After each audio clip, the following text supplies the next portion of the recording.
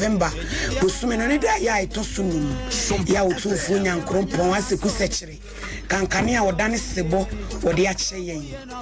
wo hwe ne SOMPA TV so yi wutie bi e wo SOMPA 90.7 SOMPA 93.1 SOMPA 98.9 so na utie dwumadi e friend Gyedie Ne Sen mi amiti adwemu ye friend mo hini ni amakrancha da zo asof ma me premeni santemaje me atum ama me di foforo ba pa misa enwumre yi me ne wotena kopem se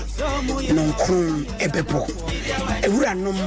enintin eku etwetwe wuro pe bia nkoma wonom aya no duru bumu asofo pon waje adwa meba Gyedie wanya so muye Gyedie wanya so muye no bonsamu adinyo Gyedie wanya so muye Gyedie wanya so arismama ya babiem na ene nkoma ye bebo no yade a mu do pa ya utie bi ebeboa wo ye wo Apostle General Moses of say the Voice of Power Ministry International Techimai Owaha aso Penny Samson and also Assemblies of God Ekumisa Domase Nkransa and also Ewaha and also Fuba Grace Safo and also my Grace also say what's the said unity and committee is friends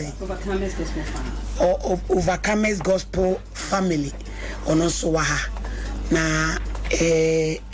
me papa ne me maame nom e mamu nyina akwaba samo hoye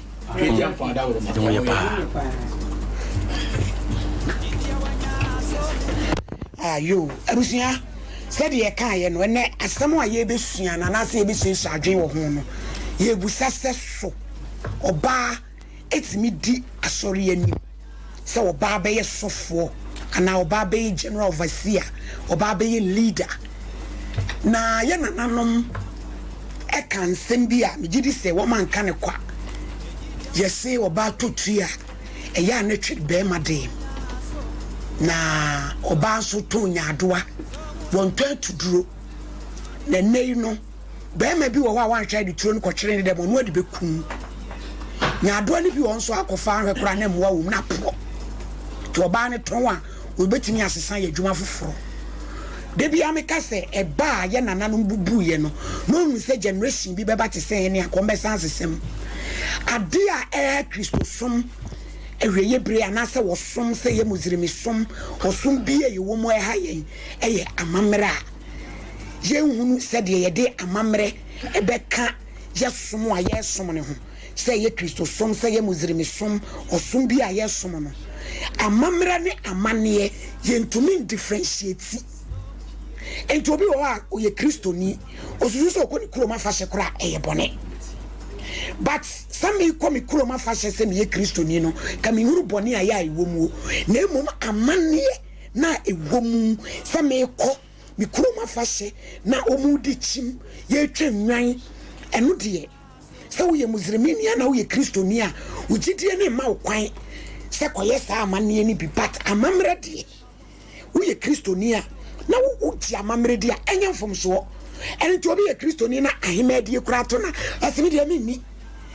Bible so ehimfo bebre no mo ye ehimfo a na nyame ahoden ene wo honhom so wo so a wo ye adwuma ede na ye de beka sa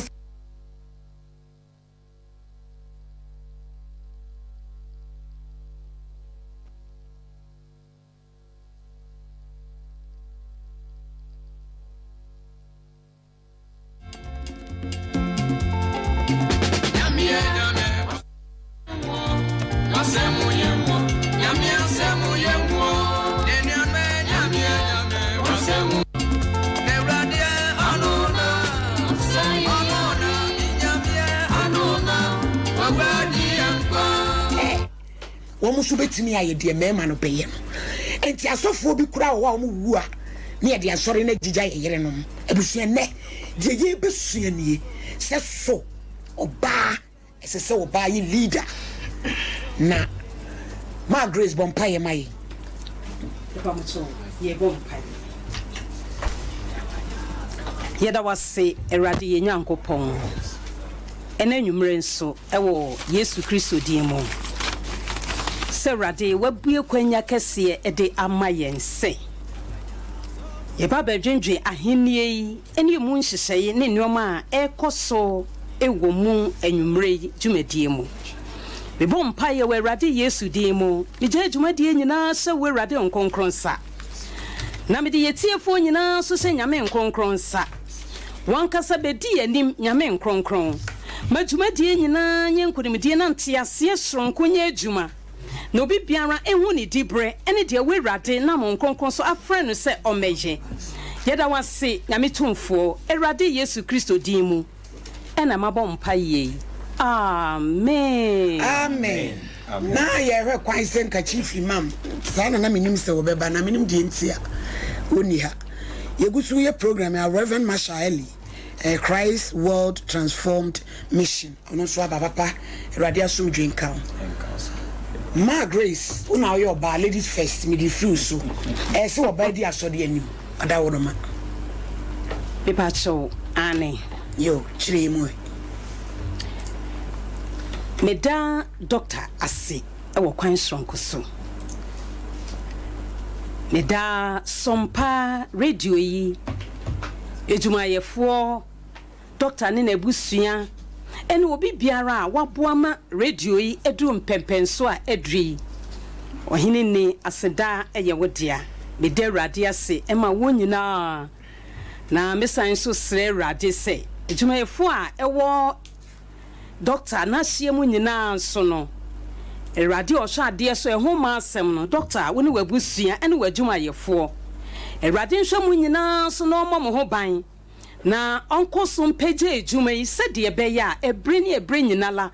erade nam konkon so be ma yensa akwanya yi na wintro yi so be na erade wonam so ama dwumadie no aye from be da se ohine ni intro no wa ya no aye be da se adawodo eye no kre oba betumi edi asori endim yo ansana no me pese ye hwe erade asem ewo Matthew chapter 16 ana Matthew asempa etidunsia dia no akenka ma ne babu me kan amasori every dunsia na Simon Petro buya se woni Kristo no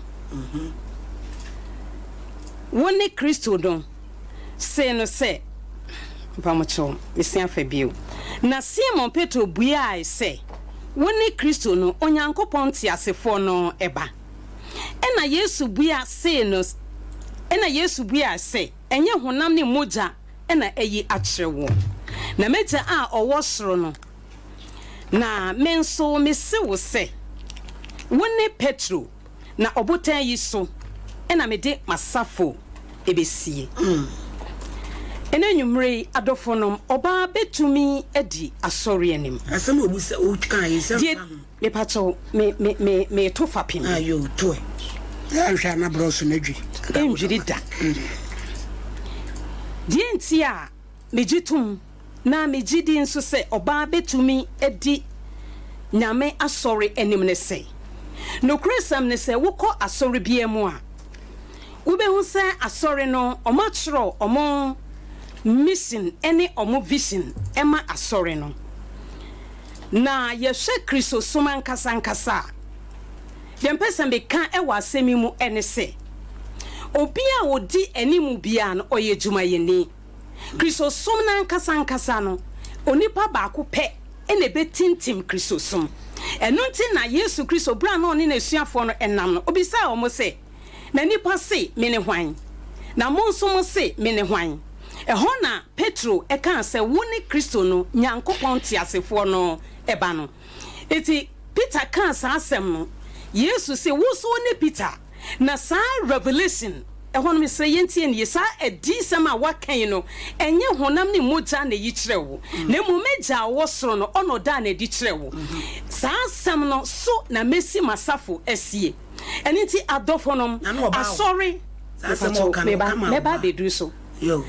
Enenti asori ankasa no Yesu Kristo na ye Christosom founder anase ono na ye leader enunti no wokyere mu se saa asem na waka no eso na mesi masafo esie enunti adofo no se ye hwe Korintifo enwoma no ene de yese kenkanfo no wa ma enti yenya na ye bekenka but so ye hwe Korintifo enwoma no be se me to fapem no wie. So one go straight to the point. Once all the be one ya na sem na opese obi gina so. Wa ma ye de brain na ye adwuma se be ya wo betimi you de wo kwa point straight to the point no. Okay. Wada wodoma. Se be ya wo betimi adwie bi a ye pe entiase no e be ya adwuma yi na nkoye se ase wantumi anwie wo point. Because yes, obedi asori anim. Obedi asori anim. Apumi a utu ye nsuma ehu se salama ebegina ho. Ana semeli maganeni. Enso abegina ho ani Lydia abegina ho. Osu obesi na so na safo. Wa ma obedi Peter nso ebema. Ti afia se de ya kwoti. Eye no kre. Enu nti no esan se okan sa asem no nti no. Se ye hwe Korintifo nwoma 1 Corinthians chapter 14. Pamocho Grace Pamocho mamento waso mistro mamento waso na meto waso nso mistro bia ma me busa wo baby kwana me kwana so 1 Corinthians chapter 3 1 Corinthians chapter 3 verse 11 na botre ma Grace na ma tension fausa tension 1 Corinthians 3 11 1 Corinthians 3:11. Na fapem fufuro die Kristo beto fapem no yetie ne ye die tia me se oba betumi edi animo ne se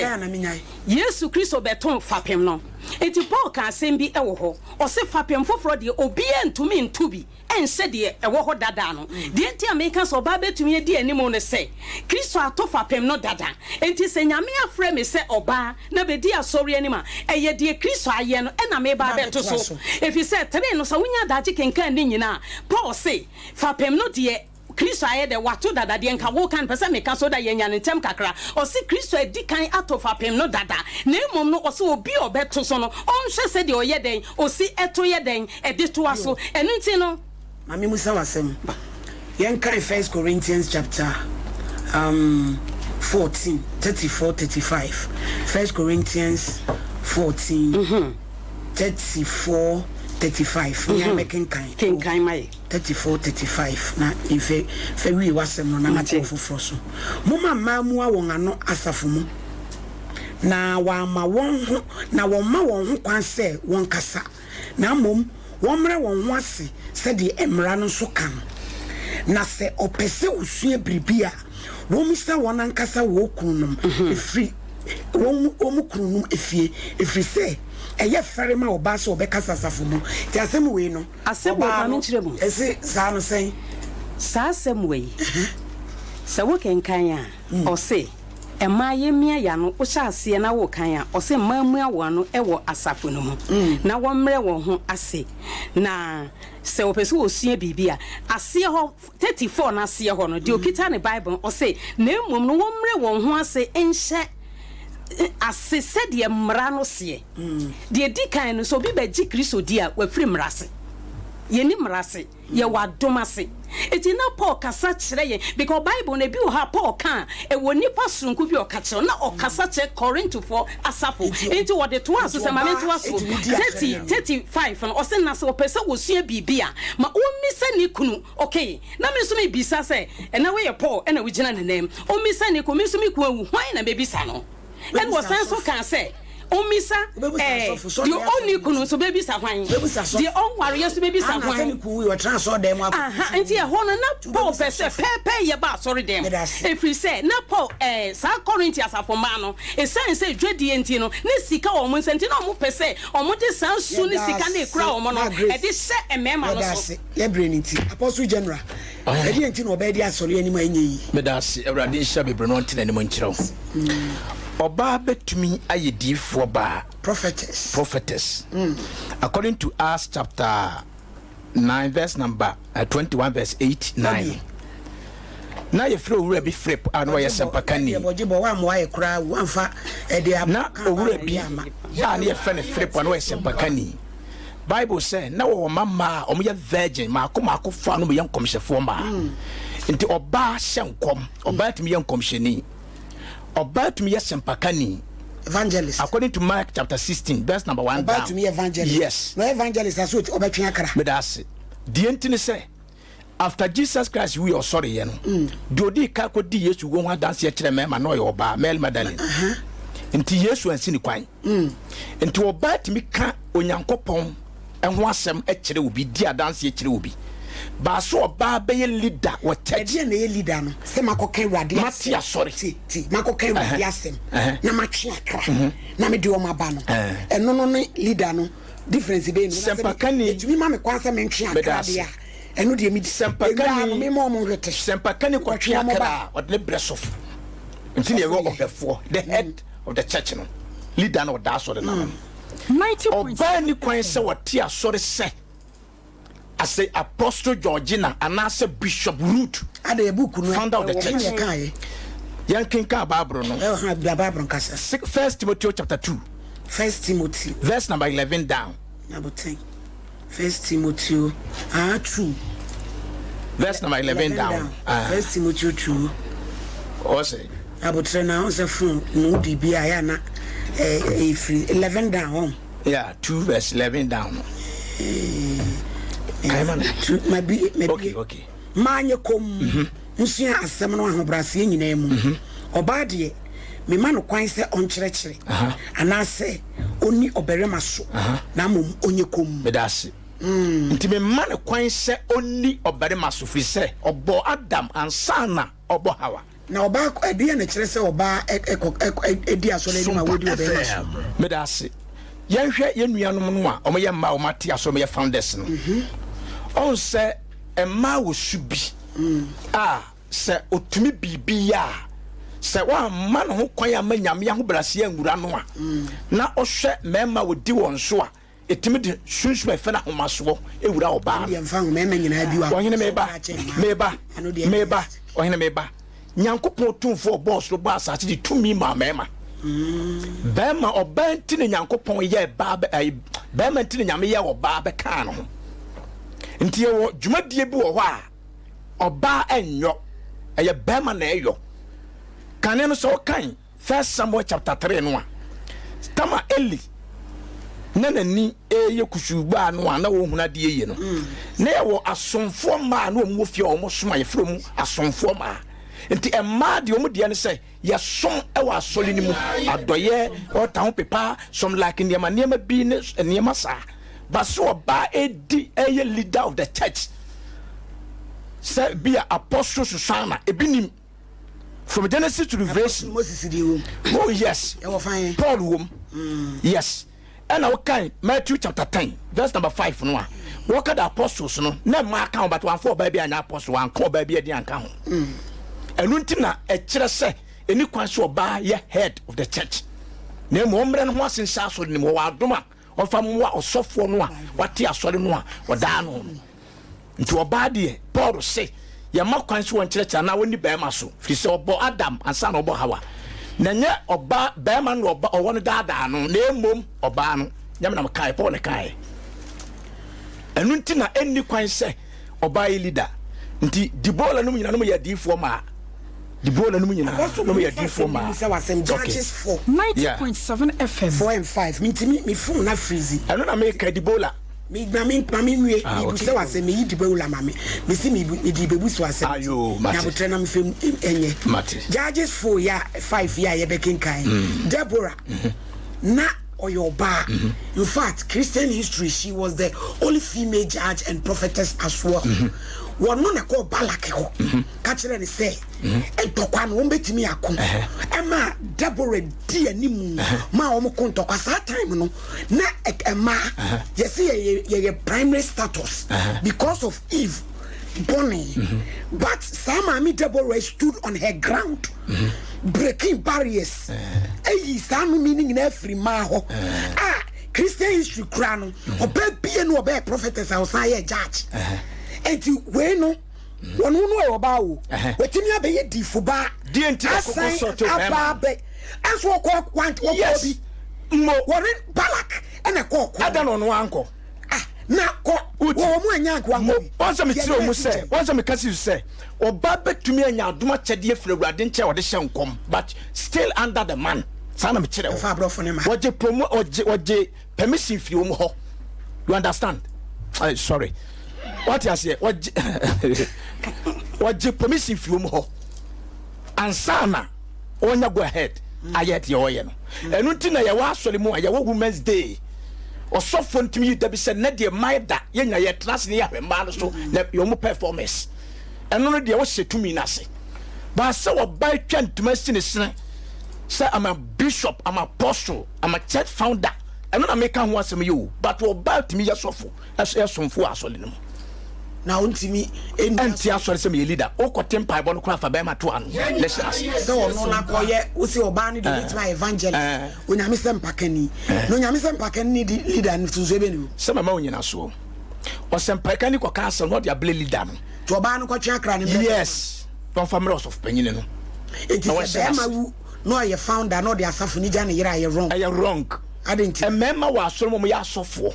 bi ana be ma no ni calling eni ni so medasi na ne ndia wo kore bia wono medasi ne yire ne wo kore a enti mema asofo atwa no ho ahia nya betuma bese wo bia ne wo kore no ne yire no nkwa na wo nyame adoma chede no eni ba akofo so o ti ase o asofo wo ase bese 4 na 5 na 6 dia na kire se timu ba akokura ho nyame mfre no antu ko wu a wo yire ne take control o church no ya dasi asopani sanse nkwa me mame so oba ye sofo so mame me dasi ya me nshiro I was so bad, it me di, be a matter software. Sir, upon that dam, then maybe no 90.7 Mubuya 10 ma mema ko wonso, Kubuaten. You could continue. Debra no work and the Wumusa, Yankin kind where Yanke 2 Kings chapter 22, verse 14, Yankin can my Webia, Obiabon can man Babylon. Pacho. Went to me, my Bible, I'm a king of Abraham, and the producer singing, I'm a major. 2 Kings chapter 22, 14. Pacho, topic in here me. Odifo say Odifo ba Hoda. Huda. Na also ni kuhum tinu oni kuhuda oye kunani so ni ba ho ya kai bi man kai na wakoti abitumpa ne na osofo ikia ne abia kam ne akabo ne safia ne asia kodifo ba hikia a woye apostle uso atiato twi no hene na fom sa e dia fom na me pedia na emu da ona me funu no ne ha me pa cho se 2 Kings ana chapter 22 verse 14 2 Kings 22 14 22 14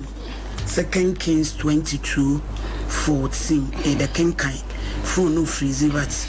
ebe hedi ebitimi ai 40 senior man me set phone papa mami making kai e wa hemfo ngoma etoso mienu na osofo hikia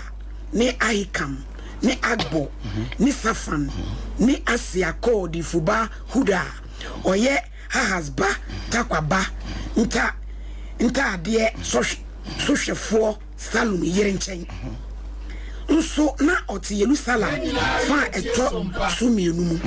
na wone no kasa 15 na oka kire won se Radi Israel Yankopon sie ni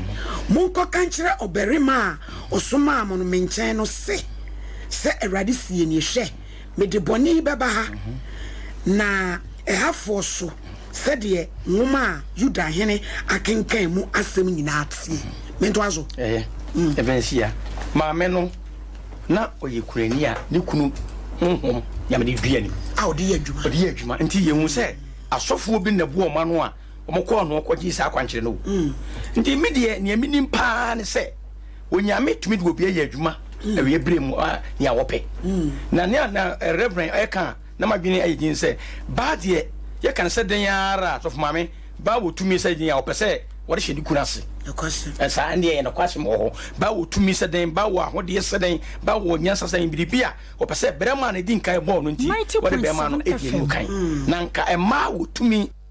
sɛ mmarima yɛ no awurade ɛna de wɔn yɛ ne yɛ sɛ papa di nkan kan sɛ yesu so yɛ no masa gedi nkan abɔfo na de soma ma no ansa yesu kristo so ɛde bi ɛsoma wo abɔfo na soma sɛ mo nkɔ kan kyerɛ asuafo no sɛ yesu kristo wanyane na wasɔre sɛnea wɔka no no ɛma ne kɔ yɛ na mmarima na da ɔmo adwane ehu nti ehu wɔn abiɛmfo na ɔmo wɛn yesu kristo emu no na mmarima no suro ɔmo ne nsɛm kɔ ha ɛbɛyɛ asɛm sɛ ɔmo nyinaa akɔtɛ na mmaa no ɛna de abadayɛ ɛne nsiyɔ ɛna mmaa so de ba akɔma hunu mo sɛ mmaa ɛbɛn firi asɛm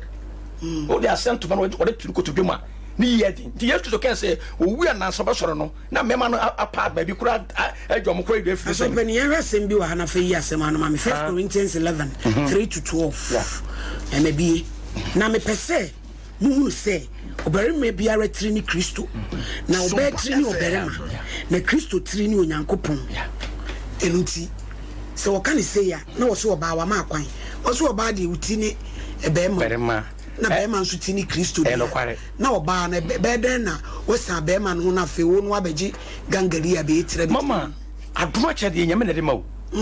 nti sɛ nyame de adom bi ma ɔbaa bi na ɔde yɛ adwuma no nkyerɛ sɛ wabɛyɛ gangari a ɔbɛrima no so na wɔasa na wagye bɛrima no animuonyam ɛyɛ nyame na de adom no atom no a ɔde yɛ adwuma medeɛ saa berɛ a mewɔ mu yi sɛ ɔbaa biara yɛ nyame adwuma na nyame de adom ma obi na ɔba bi de yɛ adwuma a memfa men challenge no na sɛ menka asɛmpɔni ɛnkyɛ nyame challenge na design na twerɛ ne ka twerɛ ne makwan twerɛ no ba deɛ ɔma kwan sɛ fa ayɛ sɛ di bɛrima so sɛ ne wura de wo wɔn sɛ mɛsɛ na bɛka no mabi hɔ a ɔpɛ sɛ tɛm bia bɛrima no ɛhyɛ n'aseɛ na ɔprɛs bɛrima no ɛba sa ntwa yie ɔbaa woyɛ leader wodi asɔdeɛ ni na bosome aso no wabu nsa nso ani da na yɛkyɛ kure asa ablɛ na aba na wubu fa so nti saa da no nkɔ asɔdeɛ a wana bɛyɛ asɔdeɛ mama nta wo nkɔ asɔdeɛ wani da na aba wogye ho anyi ro bɛda akɔgyina ko kyerɛkyerɛ wo ebinom wɔ wɔkyi woni hɔ a enti bia nyame nyansan mu no ohun sɛ sɛ sinto we nyina bɛtena aba ma ho enti no ɔmpɛ sɛ enwama no so bɛba hɔ ti bia na saa particular Sunday no so wɔkra bi wɔ hɔ a ɛsɛ ka fo mu asɛm gye no nso wani da na aba woka wogye ho anyi ti saa no bɛndɛ so mama ma bebre tumi ya sofo na sane yɛn so sofo mema wo yi ɛto de sofo bi ni ho a sa so pastor ho a wo bo ma so re koso de mo gide sɛ bibi da bi na sofo mi ya na sofo mami bi on tumi ama o wonam sifo wo na wo ye wo ho hwene chima no nti obi bɛba sa de te bia wo ba de mfa ne sɛ nka makro pani wo bo ma na no na wa kyerɛkyerɛ wo ɛno de fine ba sɛ ba besia ekusi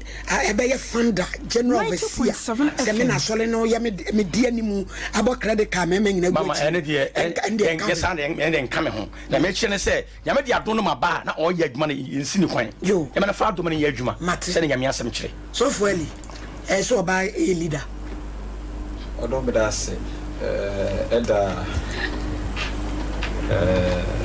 CEO ene ne mpanyimfo ne etiefo nyina ase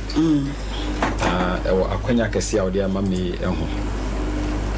odi aseda kese toma me yere me doyere road a odi empire etamachi ewo say dwumadie mu me ba o question ne so no me wo ensemfo abese nan bia me pese yete ase wo ha ne dikan o say women in leadership and ministry. Number 1. Number 2. Number 1, women in leadership and ministry. Emma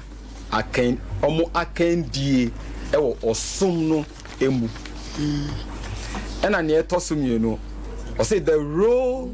of women in the Old Testament. The role of a woman in the Old Testament. Emano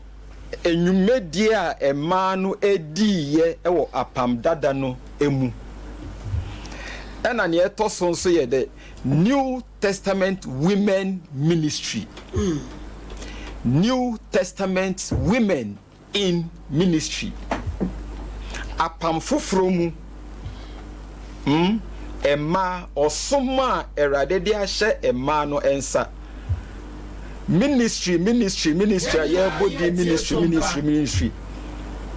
ni tofa bo anase na se kire nyina ye osom yemfa ho so ba na be ma yemfa ho so ye oba na so ye oba ma osom na the apostle we share 3 against 1 apostle kasa no o se oba ene ko evangelism on the obetimi akọ asem no be ma me santwe apostle adwen emre mu say in the fivefold ministry no evangelist onye little among the fivefold ministry. Those who hold the fivefold ministry, apostle, prophet, evangelist, pastor, and a teacher. Saafo no eno mu nyina ebom ema osom no eye ministry no ejina netre ne ebai. It is a woka say oba eye evangelist na afemu de eye evangelist then that means say you are positioning the woman in a corner whereby after say oka Christo ho asem kire me maami ya ene enu anu no we wie na djuma na as evangelist no you have been called into the fivefold ministry no, then there will be a question mark there. Being an evangelist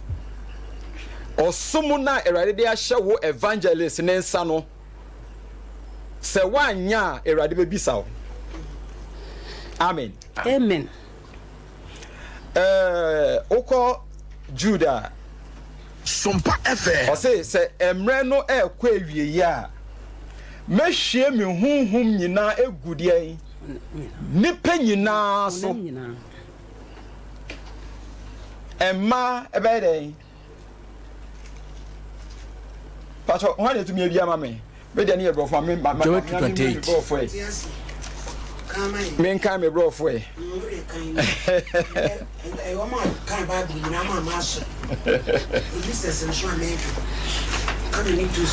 good. Joel chapter number 2 verse number 28. I say, then after I have poured out my rain spirit, I will pour out my spirit upon all people. All people. One can say all men, all people. Obaka home. I will pour my spirit on all people. And now, Oka said,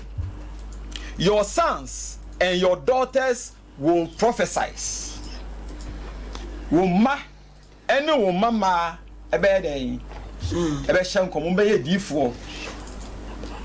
And also said, your old men would dream dreams, and penyinfo so be so die. Your young men will see vision.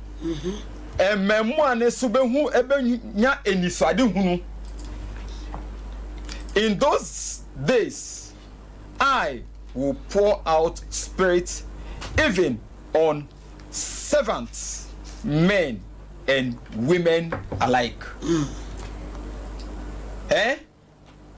will pour my spirit upon even men and women alike. Pacho obiye twi na on kai mame. Na me hwe ho mako. Oh, Joel 28 so fairly brofo no so kai beti ase. It is say oka say obehwie egu ema ne meme nyina so dia. Then identina ye limit ema say ema entumi eni asafo enim. Honhom na wo hwie egu ne so no o hwie egu ne so se onfa nko ye den. Onfa nko hye jade.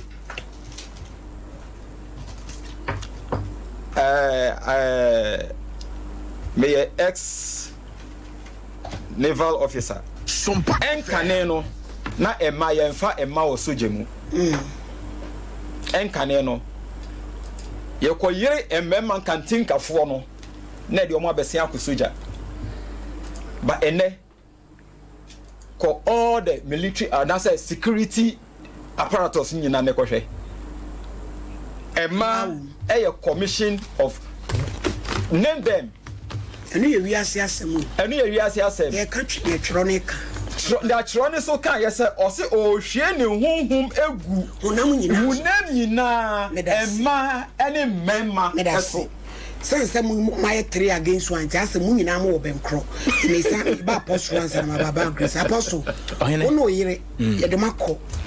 mako baby fufra mo koye nyame adwuma mo ko invance afeni mo nyame members be ye fo school dem kra na mo na da no won kwai mo so fo ewudi animu won kwai te so setie ni enkwai na waba nkora nyame ma no so abetranso dem so fuma me so timi kirekire tu beka so oba lidi asori nti sada no omo nsori nkofie na da nkoi be ko ma be nyame adwuma medase awrade nhyira wo eye wadwen na wo de akire yi se onkoi bate betini asi ebeka so oba bu ni sape wa pe no akọ medase esi akonwa mo aye konkrofi oba ade nyankopon bo soro bo asase ofre na adwuma ye fo apostles yenti bi dampani nsem so sofo mi nkuya bantu antumi anya asore apostle ti amechire se wo kire ade ebetimi asi si enipa de tia asase so ebetimi asi why na bible ka cha ni se ne yafu yade nti ya wono nsa no Timothy Nehemi Jeremiah na kuro na ne na ai enti dia na kire se wo ye sofo wo ntimi na mi bisa se ye brechumi mi ntibida o sofo na me ka se tie na me kire mu se ye ni party asase su betimi yesi but ye ntimi nyina de wo kan nko ase na me se sia e na se osofo bia wa bedi akire wo kono tie me say o kana so fia na asa o kano hene wo ba na me frabofo wo ba tati ma na classroom wo ba na be de akire bia ni wachi wo ba ya be she green shade ya be classroom no ene e fare sa wo no yire ne bai mu mienu na ma ba mu be ministry afen mo anya akra be 5 sada no wo nko ya ba asore mana ba ni e be fro papa ya tenase ya fa ne sa nya nkwe kura but enipa ahomere kura wo yale wo yire tutumi kire tu ba me yakopa mo se nko wo bra so fa me betu a kire me kira de no se me ma me comments no man tie ni yi tie ye nyina tie me kire wo se Bible ni mu no oba tumi ye D4 ana me quote to Acts 21 de kire ana me quote to Evangelist Mark chapter 16 meba wora me kaba me ka be siwasam no so me ka be so ana wo kai on say o kan John chapter 4 verse number 8 Samaria ni ba no yo ba no kodi adanse Yesu ho kire Samaria kuru tie nti wo nyina so se oba tim ko ka Christ ho asam kire misi yen kase Yesu oba kwa kura se oya bonsa me ka founder of the church tie me kire se wo so oba de woni be ma so na wonye kom na me sada na nwume na papa wo fa no a yiri tu betimi a kire no sada asole man sie ana mama nko kire ana me kire sisu no enti me kire wo se me kotu yi sa oba tumi eprichi ana we ka Yesu ho asem kire obi twi ni papa Christ mu ana obi sam se wonye leader ana me ba fie me be yo mate wasem ama make me point me enye me de okay na so ko twi ni pa ne ba no do ma bre ma ti wodi wa ma bre sa da na nwumre wo enti asole menko na mama nko na me ka susu se ba sa na sofo ho mfa no na sa tam no oba ho no ma ne ya eno no nkire so oba na ye leader ana what you say emergency yare na asi tie me oh wa yiri tie de American ho ya ka asema ya ka si Bible de so mi wia kotu asam na ba wo say ade bia ya asi asua yare ana wo ka se wa ba emergency ono kwa na leader ho ana yare aba what you say ene wo ba no ho betimi a me ka se wo ba ya bonsam wa asori mu e bi unkaza mo enti se abana so ba no betimi a cheche no cheche nche wo ye leader ho odi for na founder no ne ho tono a sustain aso no one eda no me kire se wo ba founder of the church ebi ni Bible obi so wo a quote ma me hwe eno na me kire me nka so ba ya nkwati no apostle what some di kind what some wa kind na me bibu a wasem o se oba betimi a prophetess me ko tu kire mo oba betimi a ana me ko tu kire achi ni pa ya brebe no wakɔtwe nipa de abere ma papa sɔfo de o ma brew obeya ko gina dwom akɔbɔ rivers ko bi kase kura betu obi ani maame atumi di dom no aba anwumre no wo fawo enti asɔma no nkɔ ɛno na matire mu sɛ ɛwɔ no ni panis mate ɛwɔ na mɛkyerɛ sɛ yare de ye swai yare ti yare ba de on kyerɛkyerɛ ure tie me ɛno na mɛkyerɛ wo sɛ me ka asɛm no me kan sɛ oba tumi ye difo ana me ko tu ye ɛwɔ asɔre dan na mu difo de na kyerɛ tumi kyerɛkyerɛ oh wɔhene nyam na me ka difo dwuma no tie difo dwuma no sɛ nkɔm sɛ de ba ye ka kyerɛ wan ya ka kyerɛ nipa ya ka kyerɛ nipa ne ntina makotu atia wo sɛ ya ka kyerɛ nipa ntina makotu Acts 21 verse number 8-9 sɛ Philip na ne man nan ye virgin no mo hyɛ nkɔm ɛwɔ asɔre ɛwɔ hɔ what you see ɛne yɛ wɔ sɔfoɔ ma na mo yɛ asomfo wɔ asɔre fie ɛno me kan yes na mo so ɔba yɛ leader of the church ɛno na me kyerɛ sɛ bi ni hɔ me nyina so no me nka so ɔba yɛ bɔnsam wɔ asɔre mu ɔba no betumi adeɛ because when you leader stay no sɛ leader na se me da se bebre ma grace yes ɔba betumi akyerɛkyerɛ 1 Timothy 2:11-15 yɛnkenkan na yɛmfamia yɛmfamua asɛm no also fa ibu abasɛm na nebe yɛde twɛrɛ no be kasa pa na obi ate no ho ase 1 Timothy 2 Timothy mu etoso edikan no etire mienu chichemu du baako maanye kɔ musua asɛm no mobrase nyina mu ɔba de me ma ho kwan so won kyerɛkyerɛ ana sɛ oni ɔbɛɛ ma so na mmom onye kom nti yɛsɛ obi nye kom a na ase ne sɛn yɛsɛ obi nye kom a ne hyɛ sɛ ɔnkasa nti ɔba wo so wabo credit card watwe megaphone anadwo so many penny nanso so no wo say okay Acts chapter 1 verse 89 yes Christ nipa ofre omo no enye mbema nkwa na ofre omo osesa honkonkon no ba mo so a eti bible me yete say Acts chapter 2 verse 1 so osena honkonkon no da honkonkon no hwie gu ye no osena wonyina ahia fa ose honkonkon no ba so abenya hoodene wanchem wankyerɛ sɛ mmɛma benya ahoɔden ebi sɛ Matthew chapter 28 verse 19 and 20 ɔsɛ monkɔ wiase nyinaa nkɔka asɛmpa no wankasa mmɛma monkɔ na monkɔka ɔsɛ monkɔ wiase nyinaa na kyerɛ sɛ ɔka ne general sɛ yɛn nyinaa de yɛnyɛ den yɛnkɔ ne yɛnkɔka okay how I can say Paul ne Awurade fa ne so kan sasen but Kristo nan kasa obesi na sorry said ye me di kan ye obeto ne fa pem no ose mo nko wiase nyina makwa akura bi ase makwa akonya akra no na makonya akra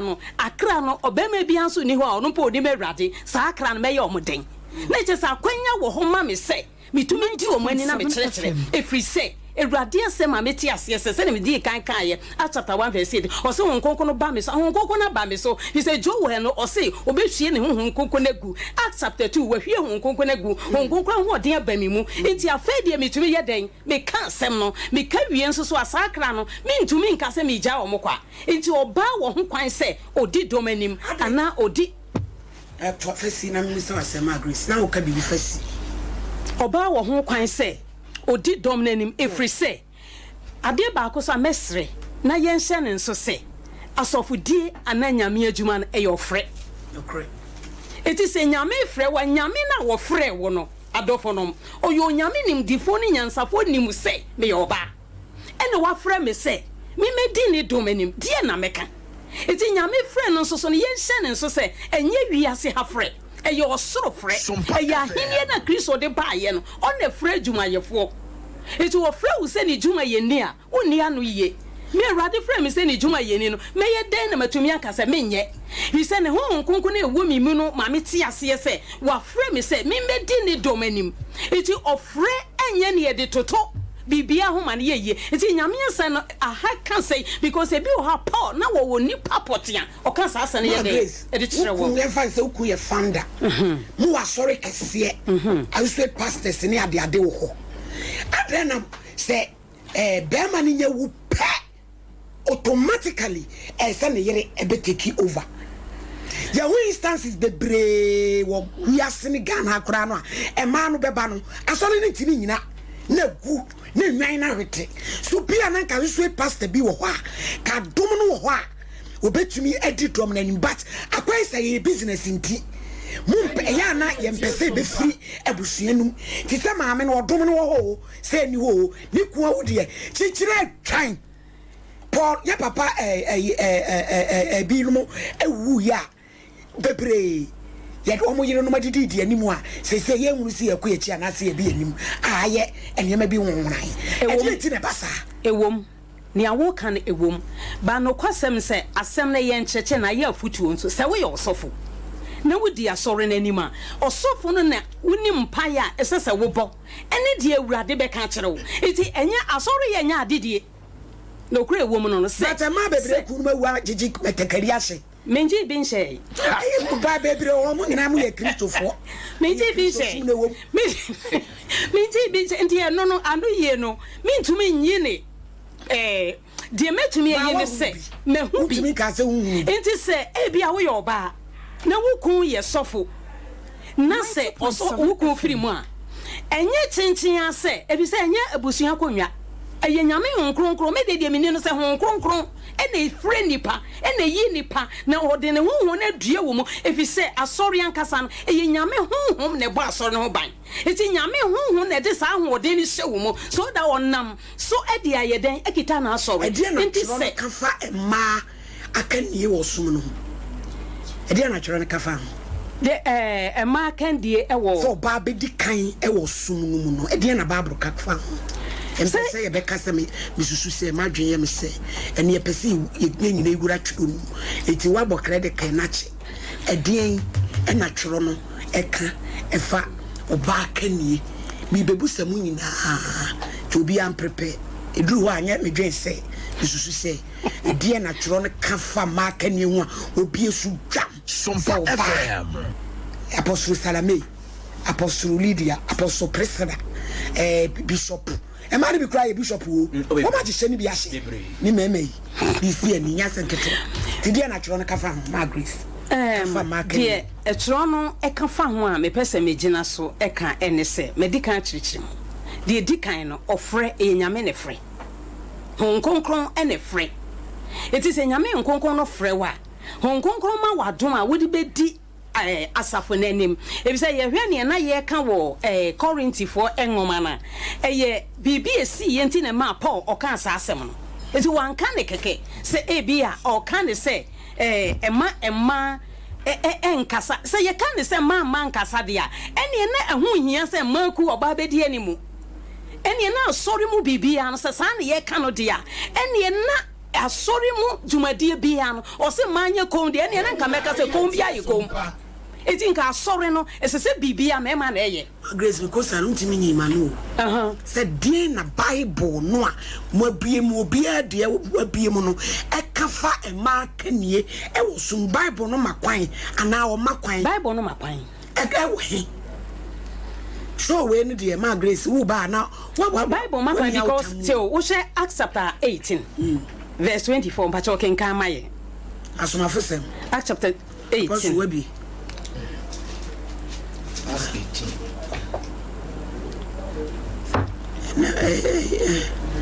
jibo ama abawe ya mekenkan bible ya mayama eni abre ho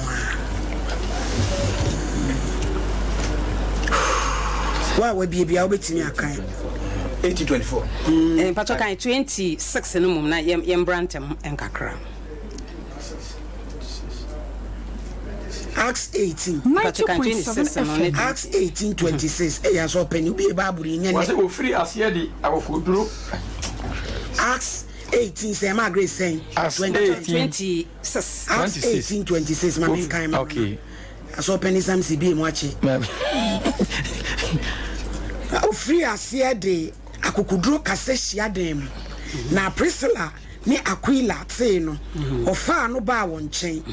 na wo kire no onyankopon kwan pepe wan se na omoken o kasafa Apollo ye hwe se de Paul si di Apollo ho adanse e wo 1 Corinthians chapter 3 no o kan ho asem bebre obona ba so ejuma o ye nya ne Apollo na ye be sa Apollo ya di nti ameka so ba timi di edomanim no sa Apollo no ye Priscilla ene Aquila omo na tete no ema sorry Apollo obeye sa Apollo no enti no say what say ye no na o ka nyame asem o ye Kristo ni nyame afre no enso na wonim dia wo ye be Priscilla ya ye boni din o the fa no e no tete no wo kire no sade adwuma no a wo ye na ese o ye den ese sa o ye e na say science so e kan 1 Corinthians chapter 6 verse 19 message say no so be kan amayen e na dia wa be ye kenkanfo no e de amayen 1 Corinthians chapter 16 verse 19 1 Corinthians 16 19 busuafo omayintie 19 na enhwasemo eno so asafo a ewo Asia no chiachiam Aquila ne Priscilla ne asafo a ewo won fie no chiam pii awrade mu ne chesa asore ne wo hwan fie Priscilla ne Aquila ne woni fie na chesu omo ne ye ne akandifo omo mienu ene ne enti Paula na o kan masem ono akro so na ebo Priscilla ene Aquila abaso me da se ebusuan 21st clinic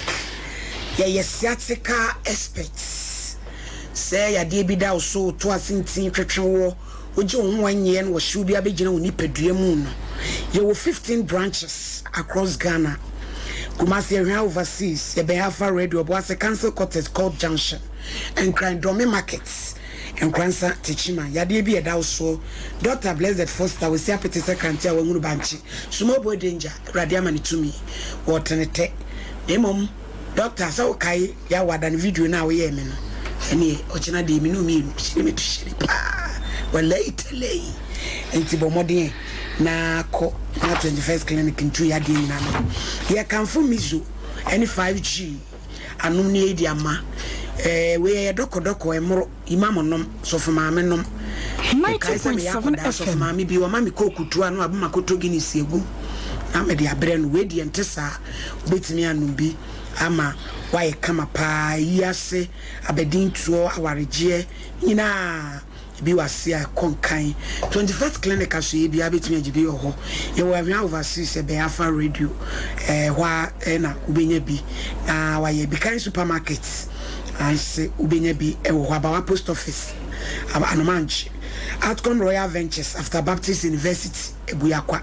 PNC Ventures and Banji Taxi Station any Charity Hospital Junction any DN Mushe na Sachi Enterprise as a Fabinchi any VIP car park DN Mushe and a Fura Kwekrochery and so Koforidua Epuyeman Temu 0243 329 414 na wonso so mpacha de di nchoro na edi kan no ye de asi nti why wadwen se wo ba so pankansa de chiro di ama me ma na ye pese ye san chiro bi ka ho a be fremo sa bre de se ye ntade emo anwa doko ade bi ada ense ye obetimi de abre e wo SOMPA fie ha nkransa ye ne Ghana Commercial Bank no e wo dankrum na unso wabeye achedie bi udi bi abre obi na wonyame nso atimi ehrawo 3 Herbal Center for the 3 co capsules aba Coco Master epma utu oni meti for kontoko aka abodi ahefom sisi ya de usisi na achi ate seke ya lodu bidi ahefro popo no ayemutimti kwotena ya neso ane nkrofo ayi lie we chire odi na kwonti na twetwe we de onu bia benya free vows papa ubenya bi okolinak dan Herbal Mr Apidank 0546107107 3 eco caps Coco Master Bishop 75 ye mrom Kumasi say ye jewelries papa the only two come the only 29 ahemfo ankawa the deji awade set kama efe misi ukura 5 cedis Bishop ubenya chen atonso empopo efe yinkawa ehihye me nse na me nwada ne nkawa nyina da eni nkomade nyina Bishop o ene watro gu me so no me pacho kan ho na ko imrom Kumasi wade hye market echi abronsan tenten Abi Plaza Dynum ehwa ena yibutu usu betimi akọ Apostle Ma Grace would first apostle yes Romans chapter 16 verse 3 Romans chapter 16 verse 3 Romans 16 Paul na o kan ma ho aso no anso ne kan asase min so pacho Romans chapter 16 verse 3 Roman form meti don si anyemu miens 90.7 FM 3 adofunu menti awrade aseme Monchia Priscilla ne Aquila me yonko adwumayefo Kristo mu into aso wode won ara won kon me man di si me kra anemu na enya me nko na me de enya me nko na me da won ase na mom asafo a ewo amanama nyina mu nso amen amen sayeti asemia Priscilla oyoba na support the sanchie e command e sign adwuma na oye wo Kristo munti it was a monchia wo ma me yonko adwumayefo oba wo ho kwan se odi nyame asori anim bisa asem we nko akora no ma me akwanya se na Paul a ye kana semi se na owo oba adwumayeni a aden ena se radia frame se odwumayeni a me nkoso na me nya adwuma wo se impokra no wo se me da won ase esan se adwuma na wo ye nya me nko na da wani da ne beba no bende asemi apostle ya no so no wate asore no me na mate asore no enu nti ena se erade grace me na me busu asemi nya mate mame wona wo ye founder wate asore no wuku du achi ena wo so ye de wakọ mempehia afi no makọ ji school dai enwama no aba sada no wani dan no aba asore se wote asore a enye wo de ya enti sada enu nti ne sese se mem de me nkan se emema ni chefa enu nti nyame adomo aso na wode me ase amama adwuma yefo bebre ewom papa nso nim nkyerɛkyerɛ no ma bebre so wom tie me se enyimani mukọ ye na fe kwa na manya akra be nan nyina ye tie nkura memu wa mienu mayo mienu woku wonye sofo wo no wate asole no ena odi wachi bo wo ministry ti sada na wo yale no ku ntimi nkyerɛkyerɛ ti nwa ama ne nko nyame ba ne mase yenya te asole ne de ne nkwa de nyame ba ma tie yenya te asole ne de obema na te ase ama me mate asole ne de menene na ye adwuma no woni na adwuma ba to ni frɛ no enu so betimi oni fra obetumi a ono so betumi a kyerɛkyerɛ wontimi nkyerɛ betumi esi ewo mu de na so de etie bia ne enye de etie bia eye reality eye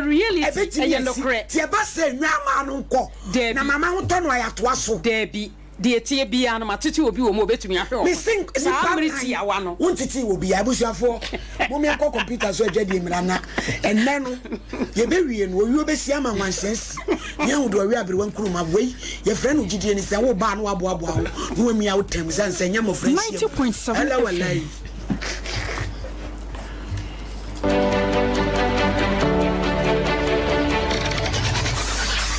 Introducing Mixer 5G Sparkling Drink, a whole new refreshment in a can. Mixer 5G is a tasty non-alcoholic drink. It is a perfect companion for all your events, including parties, weddings, and funerals. It is made with green tea, ginseng, guarana, grapes, and grapefruit. Get refreshed with Mixer 5G Sparkling Drink. For bulk purchases, contact 0246 270 221. This advert is FDA approved.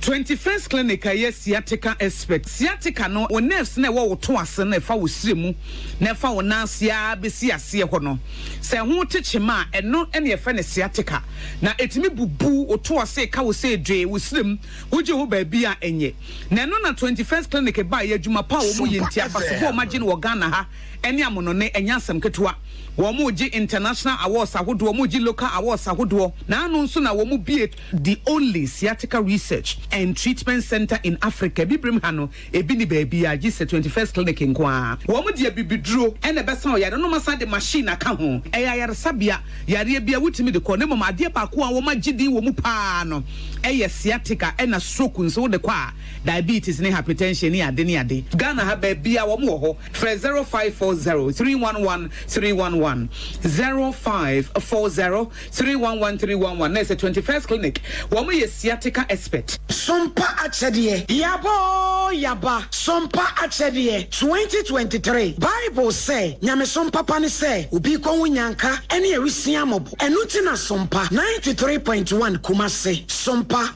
90.7 Nkransa SOMPA 98.9 Sunyane yakabom se bronye yɛn yɛbɛma enisia ɛne ekrafo edidi na yɛn ko ayɛtimi agye sɛ wo bɛboa yɛn enti sɛ yɛ sika fa to ahomatrofo yi so 0598 559802 meeting mu biem 0598 559802 edin a wɔso yɛ tara 1 media na November bosome no ne de edi kan ɛna yɛtwerɛ ekrafo ne din enti sɛ wo nkransa na wo yɛ krani a kɔtwerɛ wo din ɛwɔ sompa nkransa GCB ɛdan mu hɔ a wo sunyane so a kɔtwerɛ wo din ɛwɔ sompa sunyane night market hɔ a na kuma sedeɛ ekrafo nyina ba betwerɛ wo no din ɛwɔ sompa yɛne Nrom hotel deɛ no hyɛ ɛyɛ bosome du baako no ne de edi kan na dwumadie no ankasa deɛ bronya bosome ne de to so aduonu baako ne bɛbɔdwa trada na deɛ mo de dom yɛn no yɛde ama ekrafo yi what you bibi wo 1 million ko so 1 million what about akoko me be to akoko na de abomo na me de abomo no so ani anwane sadi si no so nyame nhira mo pa boy ade pa na yesika na yentoma so a wobetimi de aba afenso sɛ niema bi ansa ye ti sɛ mo ene yanwan so a yebegye mo a mo ye bi afie twa mo no emu adanse de de mo a mo nim sompa akyɛde 2023 abusuafo yɛmfa yɛn ho hyem na propose prempa obo aduponko mu yenyankopɔn obeyiye wiye sompa akyɛde 2023 ekunafo ene enyanka ne so wo mu bedidi. Why you getting reading, asking Bishop 75 Enterprise Mpempradie Komadie Empetia Abakonkawa Ninina Yedi Sisi Yehu Esbejam Emi Yenimonyam Dead Bishop 75 Enterprise dealers in all jewelries say necklace, earrings, bracelets, anklets, watches, any space that would running in our Bishop jewelries. Yenim ne fretiti we di somade hu jadada da ai wono no di do no etson ensomade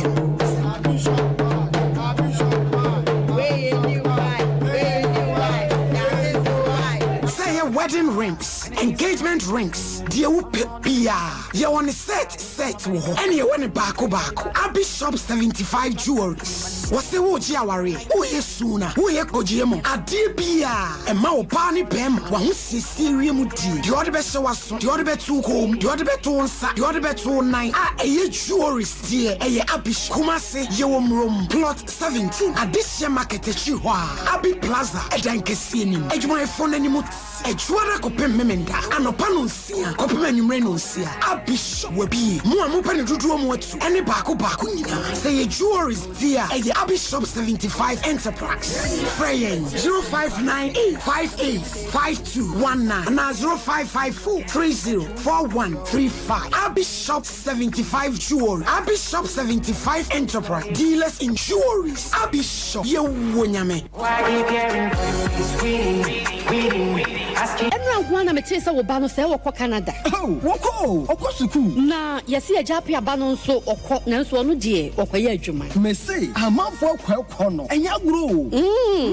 Ya no ho na de won kwasa no. Oh, Express Group for ya. Express Group. Yes, Express Group. Obia na nya bre. Pese otukwa kwa ama no ne de. Wo do be simple. If you want to study and work in abroad in any of the advanced countries like Canada, US, Australia, UK and Germany, they will take you there. Let's say a visit and now turn so we call Dubai, Canada, UK, USA, Australia, and Germany numa what do we say ya juma so what do we call Dubai, Qatar and South Korea. And if you want to write an international test like IELTS, SAT, TOEFL, GRE and GMAT, they will assist you to write. As a full labor roundabout wa and crying Kanachi First Light, Tema Community 18, Lashibi Goy Filling Station, Sunyani, Silver House, our High Court, Tamale, Ayama Building, Yabe Tamale Teaching Hospital, Takrade Market Circle, and our offices, our Mambe so telephone 055-555-0067 and 0249-000448.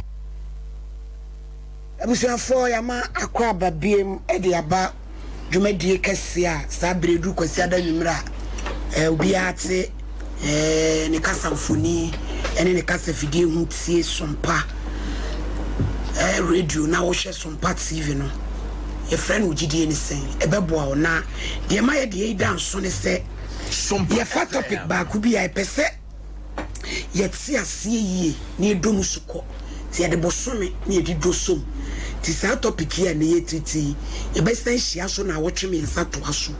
se bia next week chief imam so be papa ba bia obi a salamu alaikum na wono so de omode abre apostle ye hwa de bi first no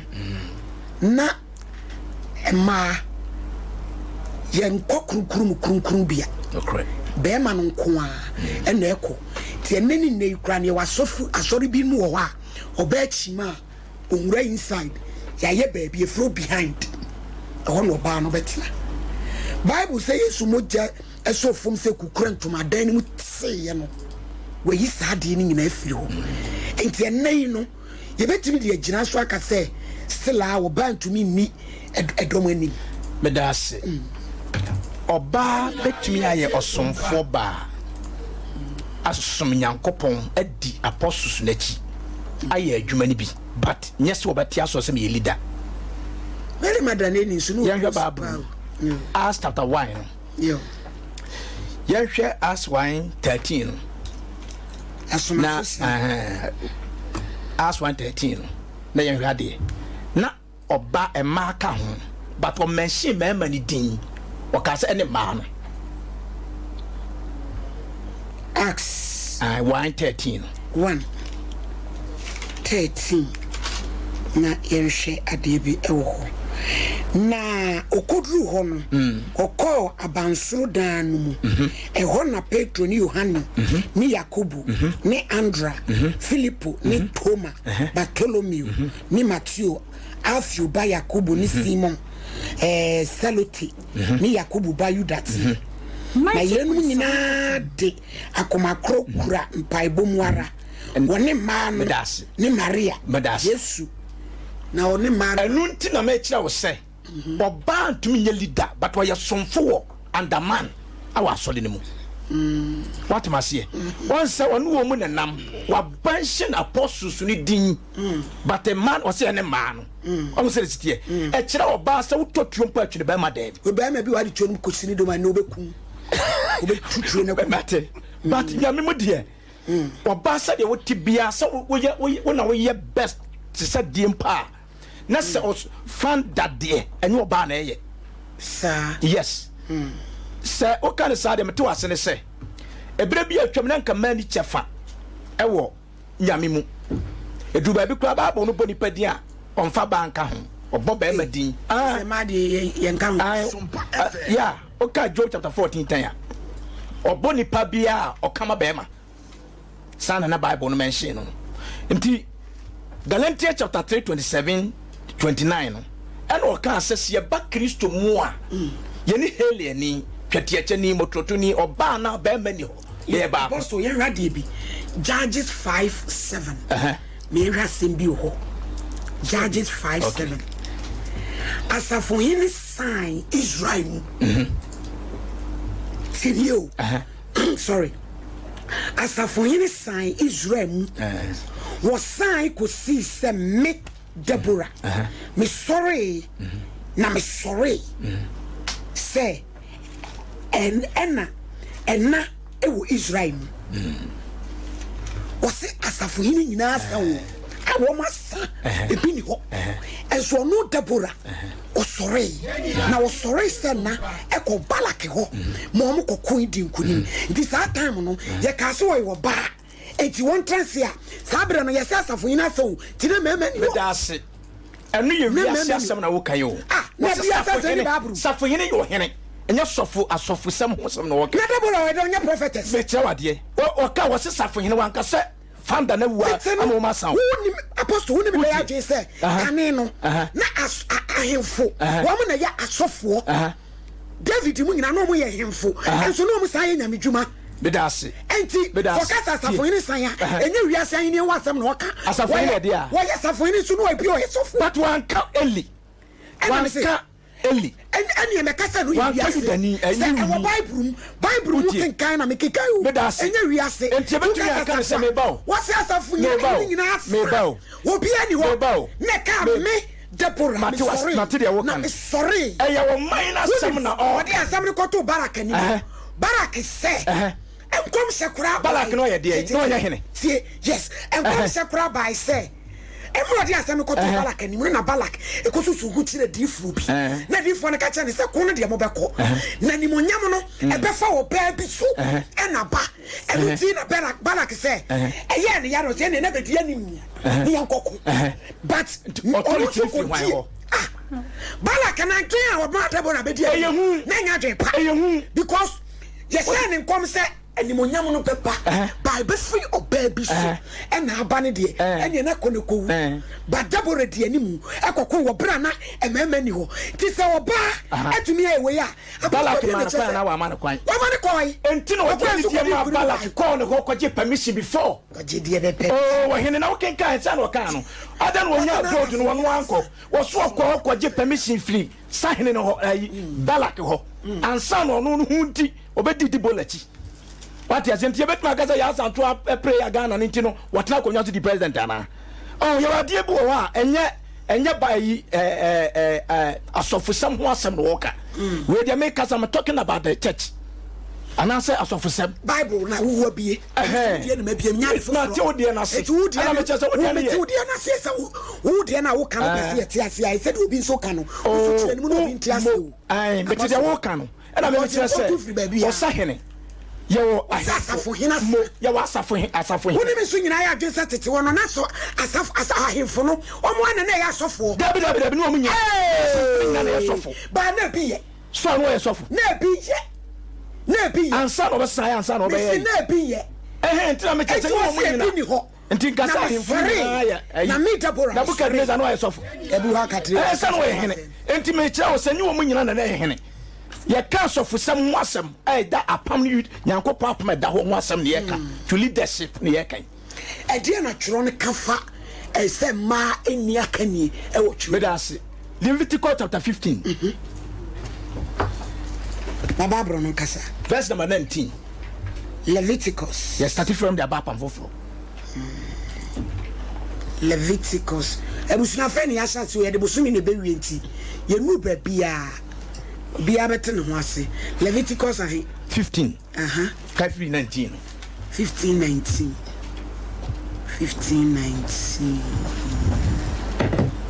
15:19. Na oba sene ho sene ni moja free ne ho na mugu a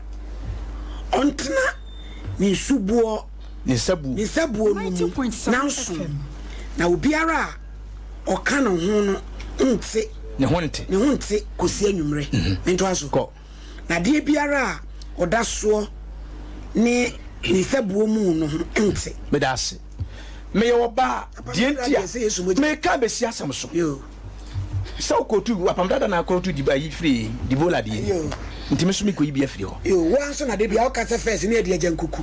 bedase entina na me ko ho na me so me do free ho ba tu di me free me do ba na me do besi oh wo se so oba ebu ni nsa ne ho nte enanso de ba bia o tena ye ade a wo tena so mpo sa wo do ho ka o ho nte o so ho nte bi se ne kunu mpoko no ho a ne ho nte bi o si nanso. For example, me leader Matthias sorry Apostle Georgina afriye na Matthias sorry and ma bumi nsa bo so me aso e se ko communion ma bumi nsa enti yesa me de me nsa me hu mogya no ko gira communion ho brese konkon tre me nsa wo me ma so me di communion bo mpaye se nyankopon hia di go onso ana woni me be ya adwen se apam dada no ade bi eye mogya Yesu Kristo mogya be yisa ade na firi ho yes na enya adwuma bi mu ni me ya we nti oba mu nsa bi bi aka se apam foforo oba mu nsa bi obu ni nsa no Yesu mogya yi de ye no me bi ensusu wo mu na firi ho na nsa boye no me una wo ka yi nsa boye no me tie me ni wa yi shoulder na wo ka kire me se ye nyina gina nyame anim first ni ye de agyankuku emire chie waye boni bi no moja na ne de patama enipa na de bi e fa moja sam ho no Yesu Kristo moja abeyi afiri ho eti ho mre bia e de Yesu bi bedase enti se wo no moja na no nya bro no mawo eno nya agekuku nyame dim eye enipa e wo ba so enti apamfofo ba mu ni nsa o hene apamfofo ba mu ni nsa bi mana na usi mo ade bi ye moja se me ka besi aha ye wo moja so obi aye boni ni ekuma agekuku na so odwade asrama no ɛno ne yesu ne gya oba ebra ayode sila eno no na se yada so chima nsabe kafra yada so bu yansa eti oba bu ni sa no eno me beda ase wona wo ka sa no me na se nya no me na ye de ai ade anyame asese wo si wo kogina ko ni ndi kwan se oba eye founder obabu ni nsa no bu ni sa obabu ni nsa ne yiba na ni da na ba no sofo de ne nkoema wo kan mijitum o sa betimi aba oba be osa mijitum but the anti american sa enu ntina ye wo dibrebo ha ya amfa mo oba Paul bekan 1 Timothy 2:11-15 so bad me makwan so ni ba ma so na won kire ba ma omre no ho ase no ti asem pia asopani oye ma papa bi e die na tworo no ekesi so jam fa e mark ni ho e wo sum no so for mami ni ya minim no se ye de woni mo de tworo ni tworo kan se titi miremu apanda da miremu no na ye nyina twen gitu se maade na ye njiwon tum e wo nyamso musa ba Yesu Kristo be wu sori ye achidie ne papa kan ba punin sanne onyame nkronkron batindi na ye adwuma enye bone hon kronkron ane dire ye adwuma enye bone ye metindi na ka asa nyame ba bunin sanne watuma twa akra ma wurade nyame beje on kasa wo bun santi ko twa akra ba me mpesa akra no kasa wonse buo no ho nti timfa akra mra me hon kronkron prebu suidie apanda da ne mani nyina enyu ho nya ba mo so a mo ba dance fo wan kasa ma ne de bi efri akopim Samaria na asase ano wan kasa ma ne nsan bi ye nyina ye ka ho enti ade ba ko nse yen Christopher yi ni yenim se Paul Romeo tiate se ba bi nya adoma chede ya ye mo ano yan kinka asimbo hane yan hwe ewo as I was saying yan kinka Roman chapter 16 verse 1 and 2 Romans 16 1 and 2 Romans 16 1 and 2 Romans 16 you baby no adoma chede nyame no de boa what ye adwuma man so adom ne ba mo so a mo hadwen ya pa yan ka hu nyina de kronkron ma de mo ye hwe ni mu dada ya no so ntine me ma ne gi no ye ahino Romans 16 Romans 16 2 and 1 1 and 2 sorry 1 and 2 na me boy nua ba phobia oye asafo a ewo krikra no mo somfudin mede no mechia esamonsa se munye no awrade mu se de ese ahotefo no na munyina nachi adwuma biara mo ho behia mo wo mu efrise ono so ye onipa pi se we de na chese wo ye somfu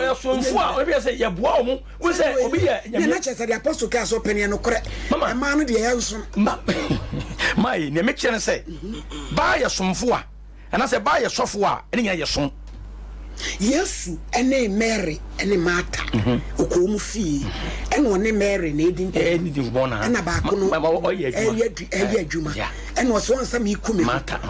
mi kume ho na me nua yi de o ma na Yesu said unue yi de wa fai ene wa fa de pa enti se te sa de ana chese sa no chese oba de obetumi etia na obekyerekere babet match na se Martha na wo sua Mary wo sua adwuma no e de akokire na Martha so wo no wo sum se oba no aduane ma Yesu ehu se o ya de ma wo se ma no so ya somfo wo se ma de ya somfo asompani eti se baby Paul Paul ka sa se bi no sa ba na obo na ba so no da wo ye adwuma e bo nyame asafo jedu be no me ma no pese ye ka ne hye ni Paul ni e hye me ma no sa se o mu nso no mu ye na wo mpegya asafo no because adwuma wo ye no e bo nyame adwuma ye kan ko so na be ka se me Paul kura no wa boa me ewo minyam sumu ntina wo ye ba na wo ye nyame adwuma bia wo ye ne kama mama ya ko shaw ye hwe ma bi no mu a metini de o ma ye susudua mama Dorcas oyobi ana wo nwene niema e de boa apostles no esuafo no o de nsa ye entade enum ne ade ya owu ye kura no mugina so e de refe nyankopon ma onyame no sa obey ye beka se ono no ye so ono so ye somfo oboai ye hwe sunamite woman ono so tu ni kunfo se papa ya otwam me hu ni so edifo ye nye abansoro soro ha ne mfa mpaduansim no betwam a wamane akoda ono so ono tu ni kunfo je se wo hwe instances na e ma no dodo na no egina kire ene wo moboa etu ni apostle nya dwen se ma na ye me kwan se mra nim na ye ni akire ne ye mo mama ntempa akora me kan se eba omo di ede mo nyam ema mema if you say bible kra kire se be ma de din kan den e bon fe ma kora ma quotation se bible aka kire se e mema na se ke den edi e ma so enti ba unya tumi sa den e se be ma si okay e ye ni die e so de ma mema ba mo no ka se me na bi de pa me no bi sa ma me no e wo be ma bi ho ana se leader bi ho na se fan de bo wu ya na ne ni gire e pese obeti ene din tokwa ne nchemu abedi nsafodo mu no enye kwanso no ebi kura ba no ni adum bia okura bedie ni mu wo se basa asoro de pasa na ne ma nyina ti kofam enye papa eye sika pebo ne ni eni brebre na ma no binim de yesa enti se wo kunu firima enye chinchina ya se me na me kunu de enti me ba we mefa bi kura ye ba na be ba befo o je ma ne ba be ma akora kura ni mu hwe e basa na asoro no mu atimienu e basa e moa mama ya me aduma eye frɛ eye frɛ se nya me frɛ wo na akɔhye wo be frɛ ato Papa Eli, Costa Cronoa, a dear natural cassis su jam, cause one should generate so bad anymore ye, if I mark you. Oh, Papa, Namijum, the radius. Maybe a Majina Nana, Majina, Yankai, the book of Ephesians. Ephesians chapter number 4. A dog from Mamma Barbara, no memo, verse number 11 going. Me cabro for no. But we be a na no. Ephesians chapter 4 verse 11. Yeah. So me can kan wo episode 4 ma 18 ye mo du ba kon. Na wama ebinom aye asomafo. Ebinom edifo. Wow. Ebinom asempakafo. Ebinom ahwefo ne akyerɛkyerɛfo na watoto ahoteefo yiye ama osom ejuma no ama Kristo nipadua no ne sie akoso akodu sɛ yenyina bedru nyankopɔn ba no ho gyidie ne hunumu ba akoye mu ayɛ onipa a wewie nyini a yedru Kristo ma ye tebea susudua eso amen na amen God bless you Nanti America say en kan quotation we ne say me baby a me gina me gidie won say ye wo ye nyina me gidi say ye nim say ye wo five-fold ministry yes sir SOMPA FM na sa five-fold ministry no evangelist wom na apostle kasa no o say oba ne de ono nkoye evangelist kotwe akram emre bema no and I miss me Gina Hawker say the five-fold ministry no evangelist, pastor, apostle, prophet, teacher munyina and a mukabom and a muye ejuma no wonka say men kwa me yo different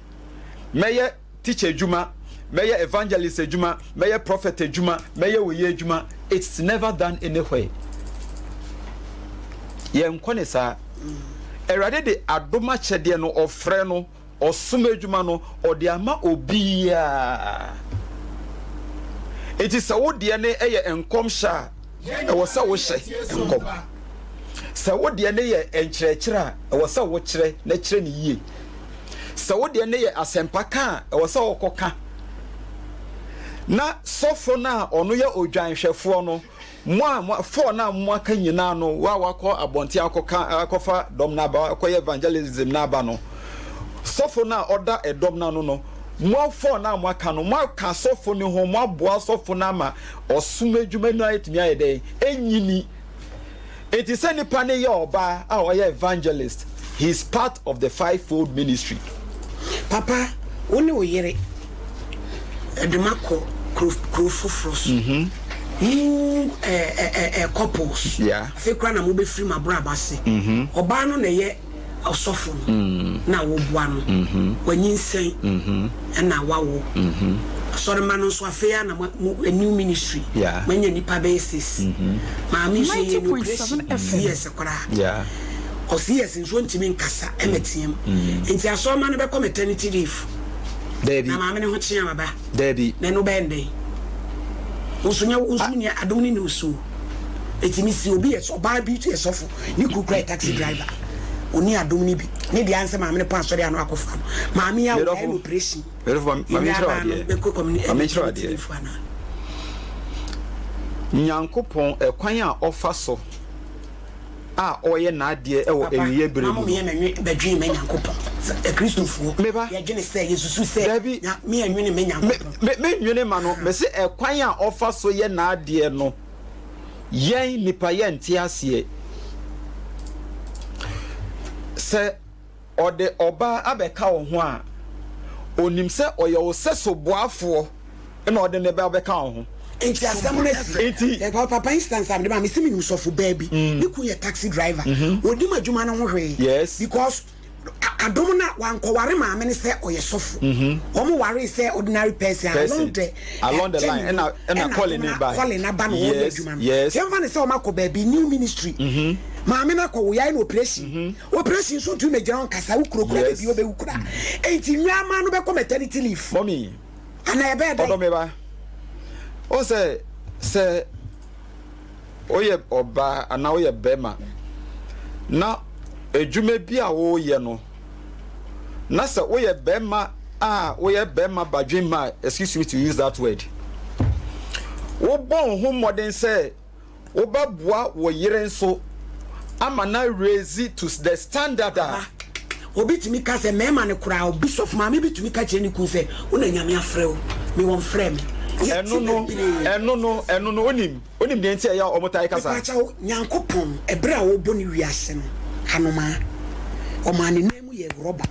cause on say generation bi beba me ya electric wires se be ya aboa ne kosisua enche no onyame hu akirikira asem wa ye bedwen ne ti onyi ni se papa nyame hu sa ne ma nyina e wo ma hu se betumi aye sinto e no pese obejai mama leadership mama me personal experience me wie Bible school ansana me ware me ba be ware no na me yire me ware ne free Orthodox churches ne bi emu ene papa na eti hei bisa no nka nkyerɛw adoma erade di adom ko sanu nya David me ka asema kyerɛw senya waka se oba no awo na se senti na o se asori ma ne nko liver onso ni adom na ede kyerɛkyerɛ enye se to bi ya oba bi ye sofo a se twan ani kun su tumi da ne sofo se de oba ma bi ye sofo a ne yere bi o onim adwuma no we bi de anso ndo no aduane ma ne kun ene o boa no but osum ni mu adwuma na nkasa no onim we nti eno no de ne bi bia ono so owo ne awurade de ama no onye hu ye enye na ne ye no ti asore ma no nya dai asore ba ne nya dai so ya in operation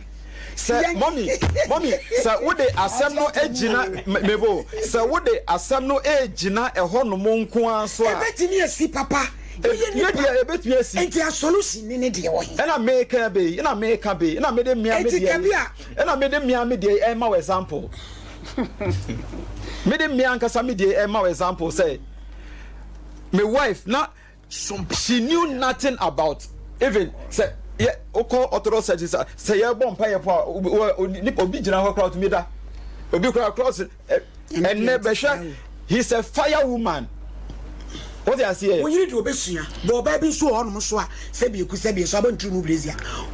aha and na efri bema no efri wo sofo no went to me meba mama tie enye say we question am here ano he se u pie oye befa say oye ohene oye die oye sofo na ya invite to a program ase na program na wo kono as a sofo wo yire esanse ono onka asofo ho ninti no wontumi nka se be yire enko jame ewo adwumadie na ase wo de tinafie na hwe nkola no yenina yetie wo yesana na o ye mfomso wo ka oba na ahye wo se wo fa kwan bia so se wo be kire oba no oba ne nso ese empempenso a wedru no wo se wo ma oba ne nso du sam pempenso no se be ya o chine bi se ba ko da ho a ba ko betumi apagya ba ko Se baako ni ho a baako betu ya take the fault of the other person. Enunti na sofo no wu a ni yiri ni adom kura no akofa metekari ase no. Ehon no ho eye administration no omo constitution na metekari ase na fe. Constitution na no kura wato atwene. Momitie a Christopher ye a Gyedifo nyina your constitution any Bible we. Papa, but and no near and sorry binu ma ye ne say ya tena say ye the elders no leaders no ya draft constitution and no sa constitution na ye di bu asori no ebusuya ebo no nwotepa ho si maduanan a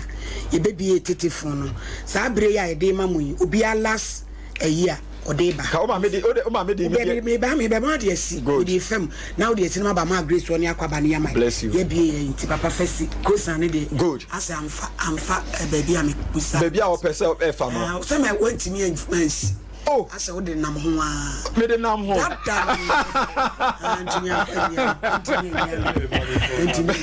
me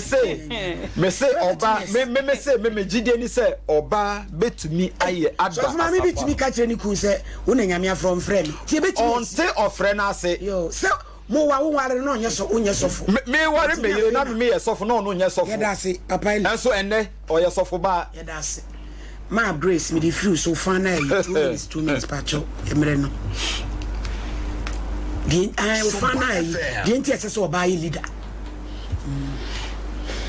me da say ohini ni oba betumi aye leader ese se oba ye leader oh yes if we say adwuma ewura no oni Christ oh yes nso oba betumi afra wo say dini domani botaye ne say ose wabewu wabehwie ni moja egu moja no behwie egu odeje adebonyefo enti wode saa wodom no ede ama se kasa kira afoforo na wonte saa asem yase enti wote ase a medimede ye emfanto ho no erade fra me no ode mofra na maame me mami ensa nkwala mienu na erade se kyerkyerɛ mo nyame asem den na meka se me nkyerkyerɛ mo nenso nyame nam ne dom se sansa ono na fra me ntiri wa kura me abedu ne ya ye kase ya wa mama tete sa amofra na ma asori no ebinom nyame ado ebinom aye asofo ebinom gusu kosko ebinom awie university enso no mo ye nkwala nketewa enti nyame frɛ no wo frɛ wa obetumi ama waje oh yes if you say nya me na me frɛ me ho me de mi gina so pain if you say wo hwe asomafo nyima Acts chapter 20 verse 28 na ose na mo hwe mo ho yie ne inwankuo inwankuo nyina a honhom kronkron de mo asisi won so ahwefo se munye ne nyankopon asafo a odi onora ne moja wonderful enya wo no yiye God bless you so that's the mind of God that's it nti enye nipa adwene eye Kristo na de ne moja abeto na so oh yes ene wafra wo ba se me a me de toye minim se metumi afa wo so akura ma so that's apostle pastor olas efa me pacho we dey wa Bible ameka ya homa me die ntia oba ye man kwan hye onye somfo ba wa sole ni mu other prophetess evangelist or reverend ni nyina wo ye somfo ba leader enka ho yan wi asem go Luke asempa no eti ye mienu imaduasa ensia kosi aduasa wotwe Luke 2:36 to 38 no ye hwe oba bi asem 38 now the baby our friend no hanawo ho oye fan we ba ofri asabusuamu wanyini na oware ana ho asem no kan ne maba abremu ni kunu tena mfinhia nso na oye oba kunafo a wadi beye mfinhia du wotwe na wampa sori fie woda na wodi muada nimpa bosom onyankopon adesaye ene adechi na don waremu ono su begina hobi yi onyankopon aye sara na woka ne ho asem kire wona oretwen wogye obeji Jerusalem ebre bi atwam no a kama ne beka twam tuma no achi Jesus moja na hwie gu ye ni nti se de moja na ma ema no ene mema ka bo de moja no tumi mema ka bo mutena o ine se me kotu we dey you are working control oh tie me na se me kotu yi me say oba me say enti nenne ema ne mema timi tena so de fie sum nyame but nye leadership me kataba for leadership o me nka so ba yebo nsam so ba beti aso so na me founder na me because e bi ni Bible say Apostle George na support aboa me dase enti hana de nyina no okuta gift no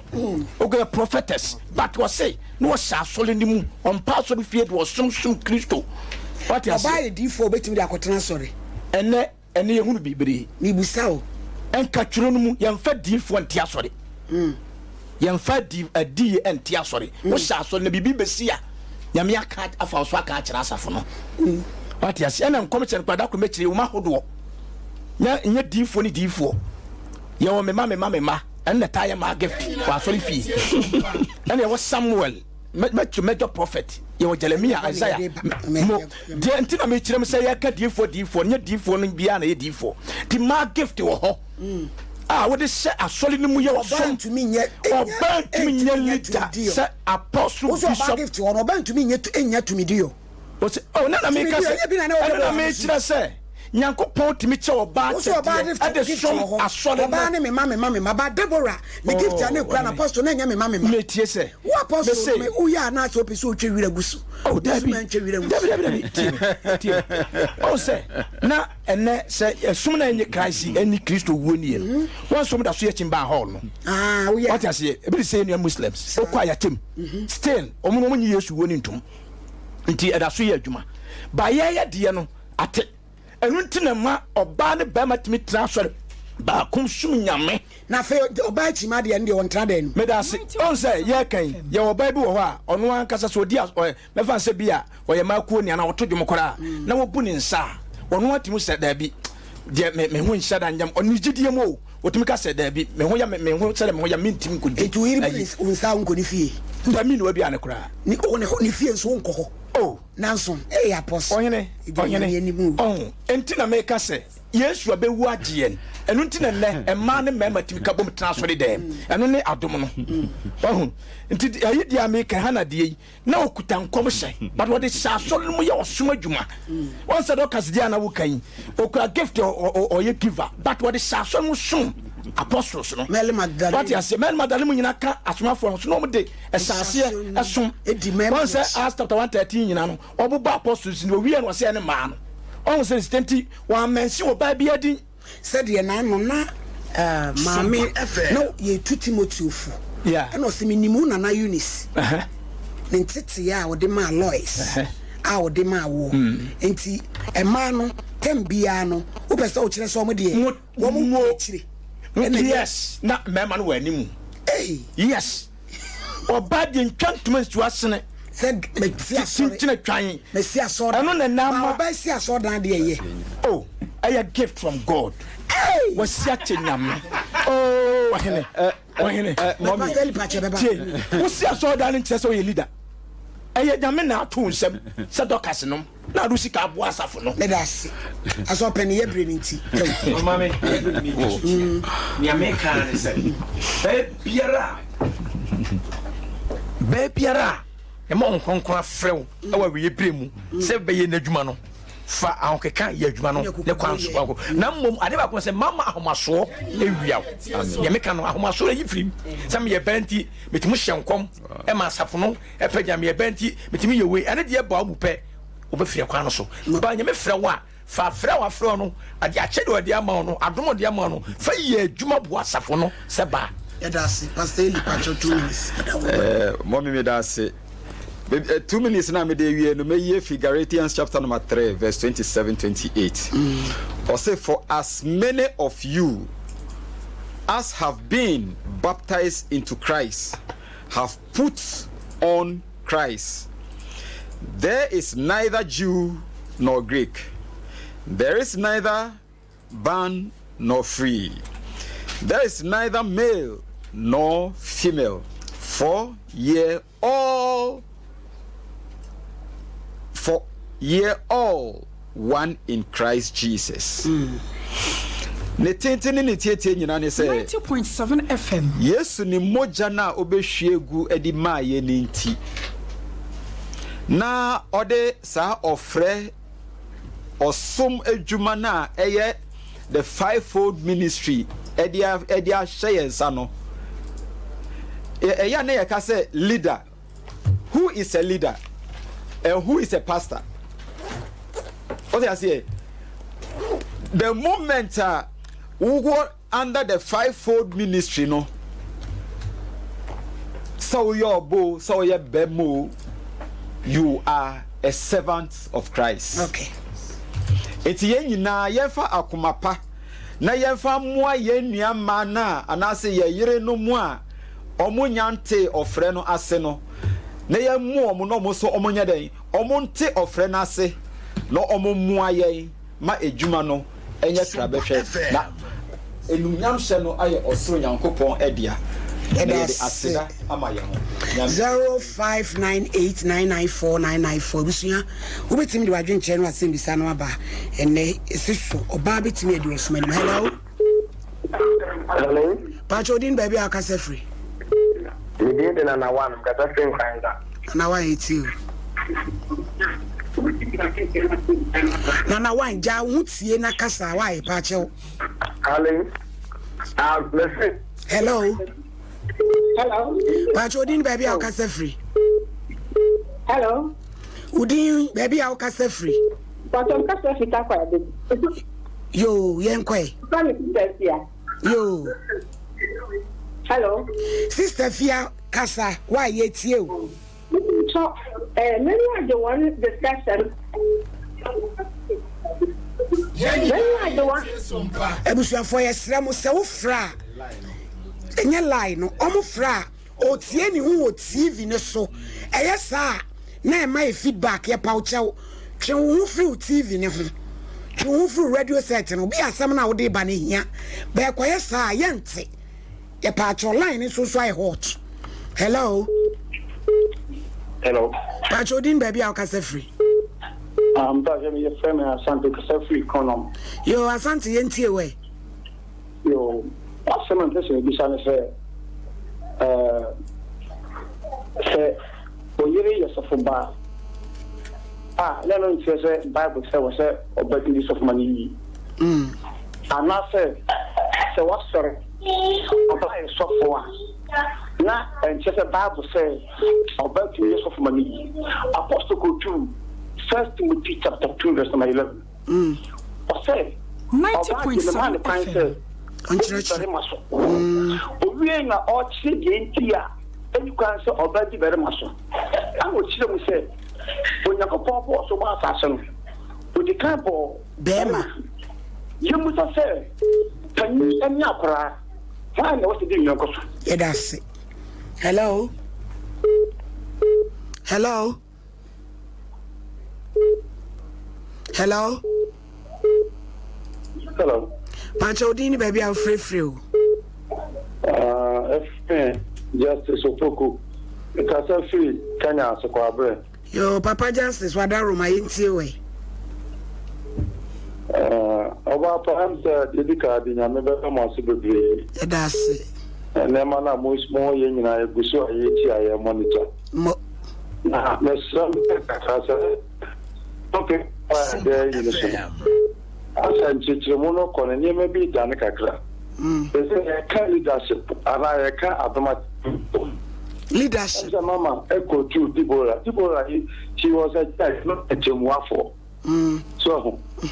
I know them say, near man, some say, a trouble. I will be, I said, you might say, maybe a bar or looking every day, because nothing to be sure about any other baby. But that's it. Let's see. Me pacho de yentu o mu bebre oba tumi di anim na no na ekofa nchire mu ne ba so oba betumi ayidifo ba apostle de no no oba betumi ayidifo obetumi de atransafo na mom onfa nte asori ena so pani ni ma grace nso ne sofueli nso se oba no obetumi ate asori no sense apostle so oba ne de otumi ko evangelist ko twa akra ne brebe ma tie ho ne yigina yi to adawroma entumu. Hello Pachodin baby akase free. So my friend and Napo because it's touchdown. Yo nana entie we. I was my pacho maybe so baby na leader. If it's only numbers 5. 126 yeah. A man no be so deny. Change your constitution. Zerusia mama so original bompa ma wele sia na gini on Israel memna oba eni ade so wa ngu be ma so na ema wa ngu be ma na oba fi na de ba ma fa furu yo ma ni say o mo bo empire ma urade aga na sade na ultimate that dia o mo ko bo mo si amane ba chew ni do mo so ba mi na ida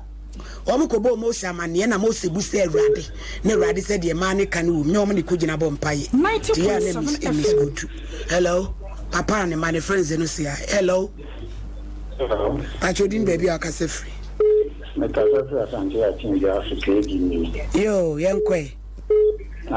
de kan se enu baby a obadun se so ba yida and we say o je babru ma e bo be ma se so bo afọ yo ba Gyedie Ne so ba ko e kan di fo onu boa e do ma no eboa aye asofo no na mo wonye continue ne kan before mani masem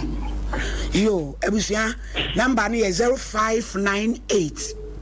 994 0598 994 na free adwuma yi aye producers no dosun asem ketua ogboro na atachiri Pachodin baby akase free SOMPA FM dem ni mi ndie shere betu shiri agire bo asi soldier for the fire service for car and baba SOMPA kumas hello Pachodin baby akase free me kasa free old barrier Accra Kaswa yo ya dama sempa cho inti we me question am affected me yi am na say na ma me dita so for ba connect or so for ma me oba o yes of wow na ni kunu bi ali kunu taxi driver me I am a man say ejuma no enye nyame enye honam ejuma ehunhum ejuma enti nyame na ofre ma men so won be di dom na nim no se ni kunu krampo nye sofa nyame betumi atwusu obi ewo edomunim edom no omo ye fo po maami edom no omo ye fo nkwala mienu mema mienu afa no omo akosuku dem kura omo nya bi hello enti ejuba no enye fo na majima eye hunhum majima yo Christopher dem de hunhum ne eja reality na to de bia hunhum stance e be face ade no reality no de bia be twe ade na firi onamu e de akwa akowura hunhum abrabo na ye bo no so ye bo no hunamu de bia hello, me Radin baby akase free. Kasa free sinya e frame so posimo. Papa, wada my entie we. No kwase from Genesis to Revelation. Oba sofuni Bible. Yo. Na before bad e wo. Apostle he ma he am che conclude. Verse 18 na ba ka cho se opese enel ma bom pa wo man na wankase ba. Okay. E ba de o ye boafo e boa asafo. Na wo begina uni animu se bi afanda. Yeah, uni animu se fanda se. Okay. Asafo ba bi. Ti se ma grace e tintim ni wati asori over kamesi. Wati atum. Ayo ko mani no handi over maniku. Na wo de ti asori no. Yo na ya tonso. Yeah, that's it. Hello. Hello.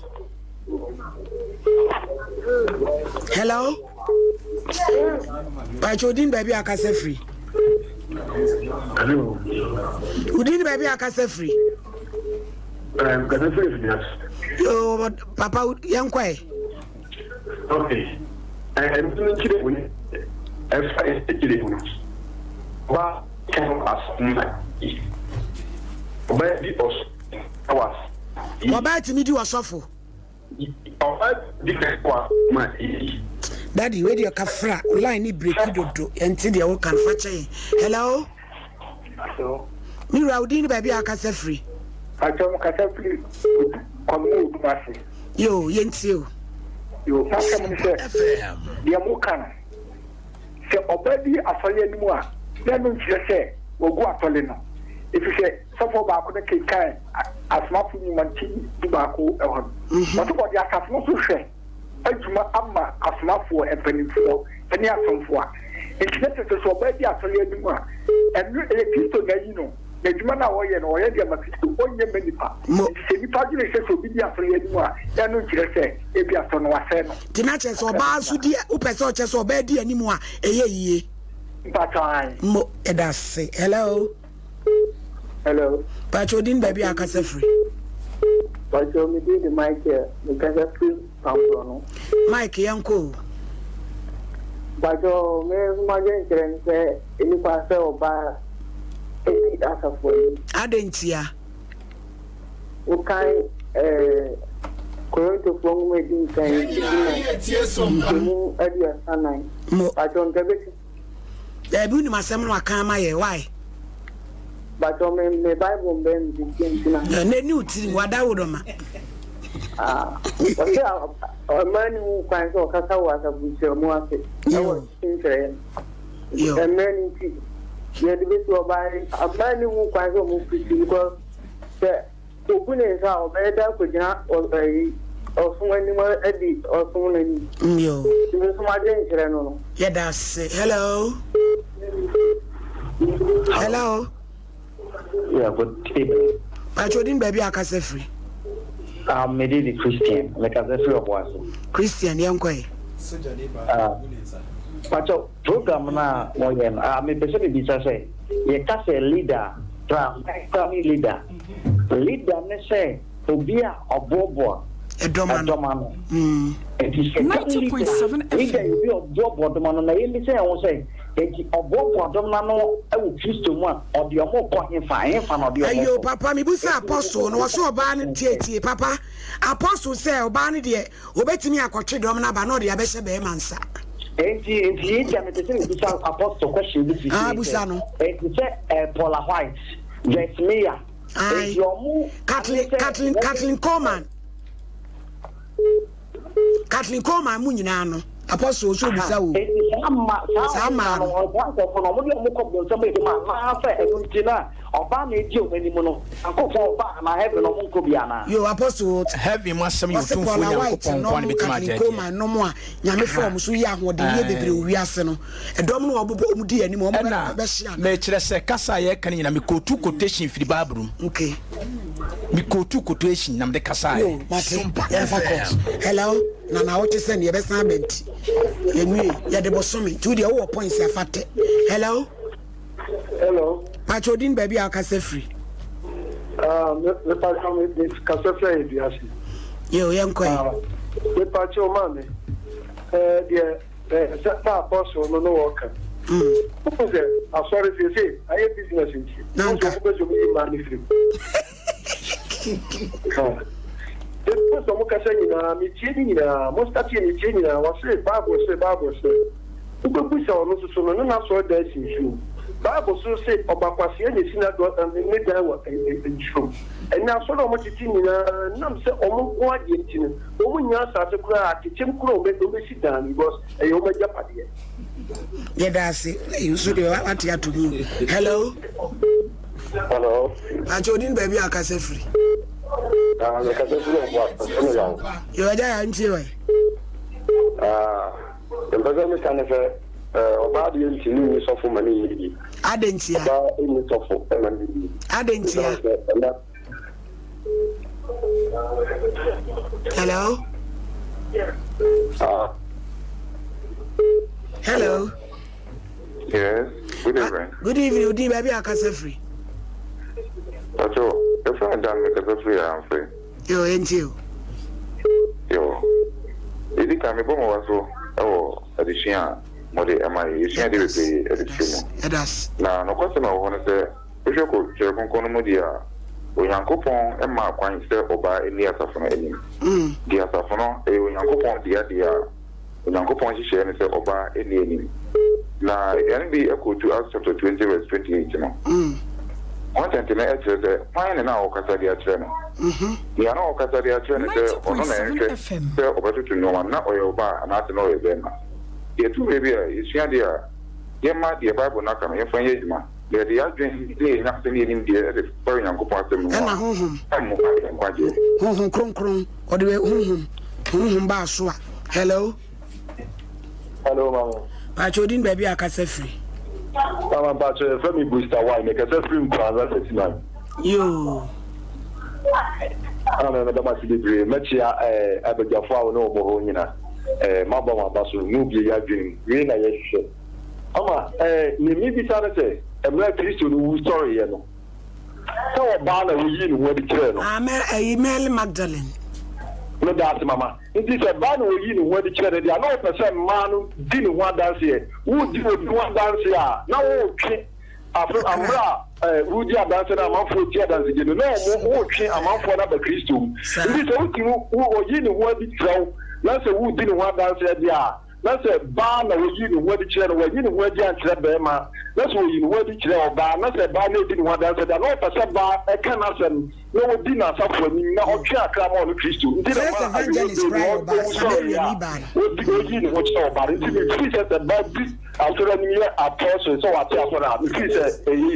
First evangelist cry about Samarian Iban. Jesus training you. One who could yes one dance, but apostle start dancing the obetimiedi. Which you don't know, Fabri Beman. Are you? Hello. Hello. Pachodin baby akase free. Pacho medindi ko mikasa free afampe. Yo yenko. Na me pacho me bisasi Yesu eyi okasi wa munko twen kunkun beba omuso no. Na emba ka ho ananse manka. Yo pacho ne dom na posu bi ya no. Bisasi babu misi oba. Uye be mata subuafu. Ntisa kunkun ne ba uso a oba be boa be ma no. Na watima yede watuma yeni anase unyaka no be support be man watuma ya se wadi dia nunya but enu interest dia ni enkoti asor eno de anyasa yo yan file last caller. Hello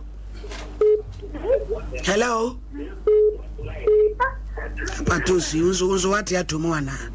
Hello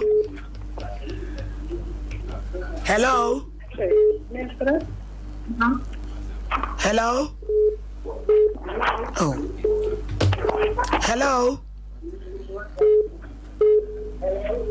Hello.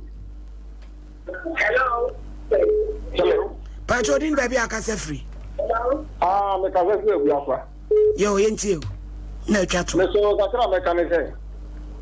Oba bi tie di asafunu dwuma bia jesu wedi bia. 90.7 FM. Hello. Eja yeti de wo kan no. Hello. Ebusua de asi de ofre ni nyina asi edamase iskase de akira course ne ba na eba na topic we de bosome ena etiritinti ya ka 3 weeks we anim the points bia wo guo no fagu na dasene ena kwa 3 against 1 dasene minim the apostle besa be hia no ha eno ti hye nso na ye hia ene apostle Moiso said the voice of power ministry international teaching my ha asol penny J Samson Assemblies of God Kransa Reverend Masha Eli and also Christ World Transform Mission and a Reverend Grace Safo so ye overcomely debe family and also eba ya obeboa ye sorry non crumble na djumedi edi ho atwas yentia odachina ewi adonko e wo SOMPA nkomo so Ebola e from ohini ni SOMPA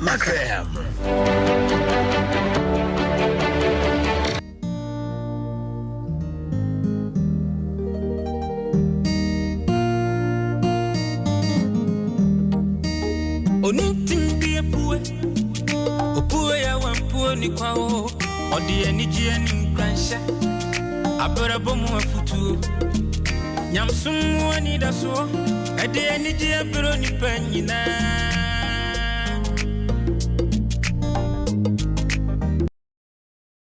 baba baba sunima SOMPA TV yabo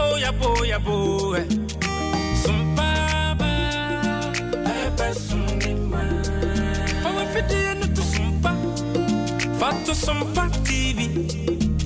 na ya wani pama o na unu huarada ifisa gudie mu nsemo ubenya abera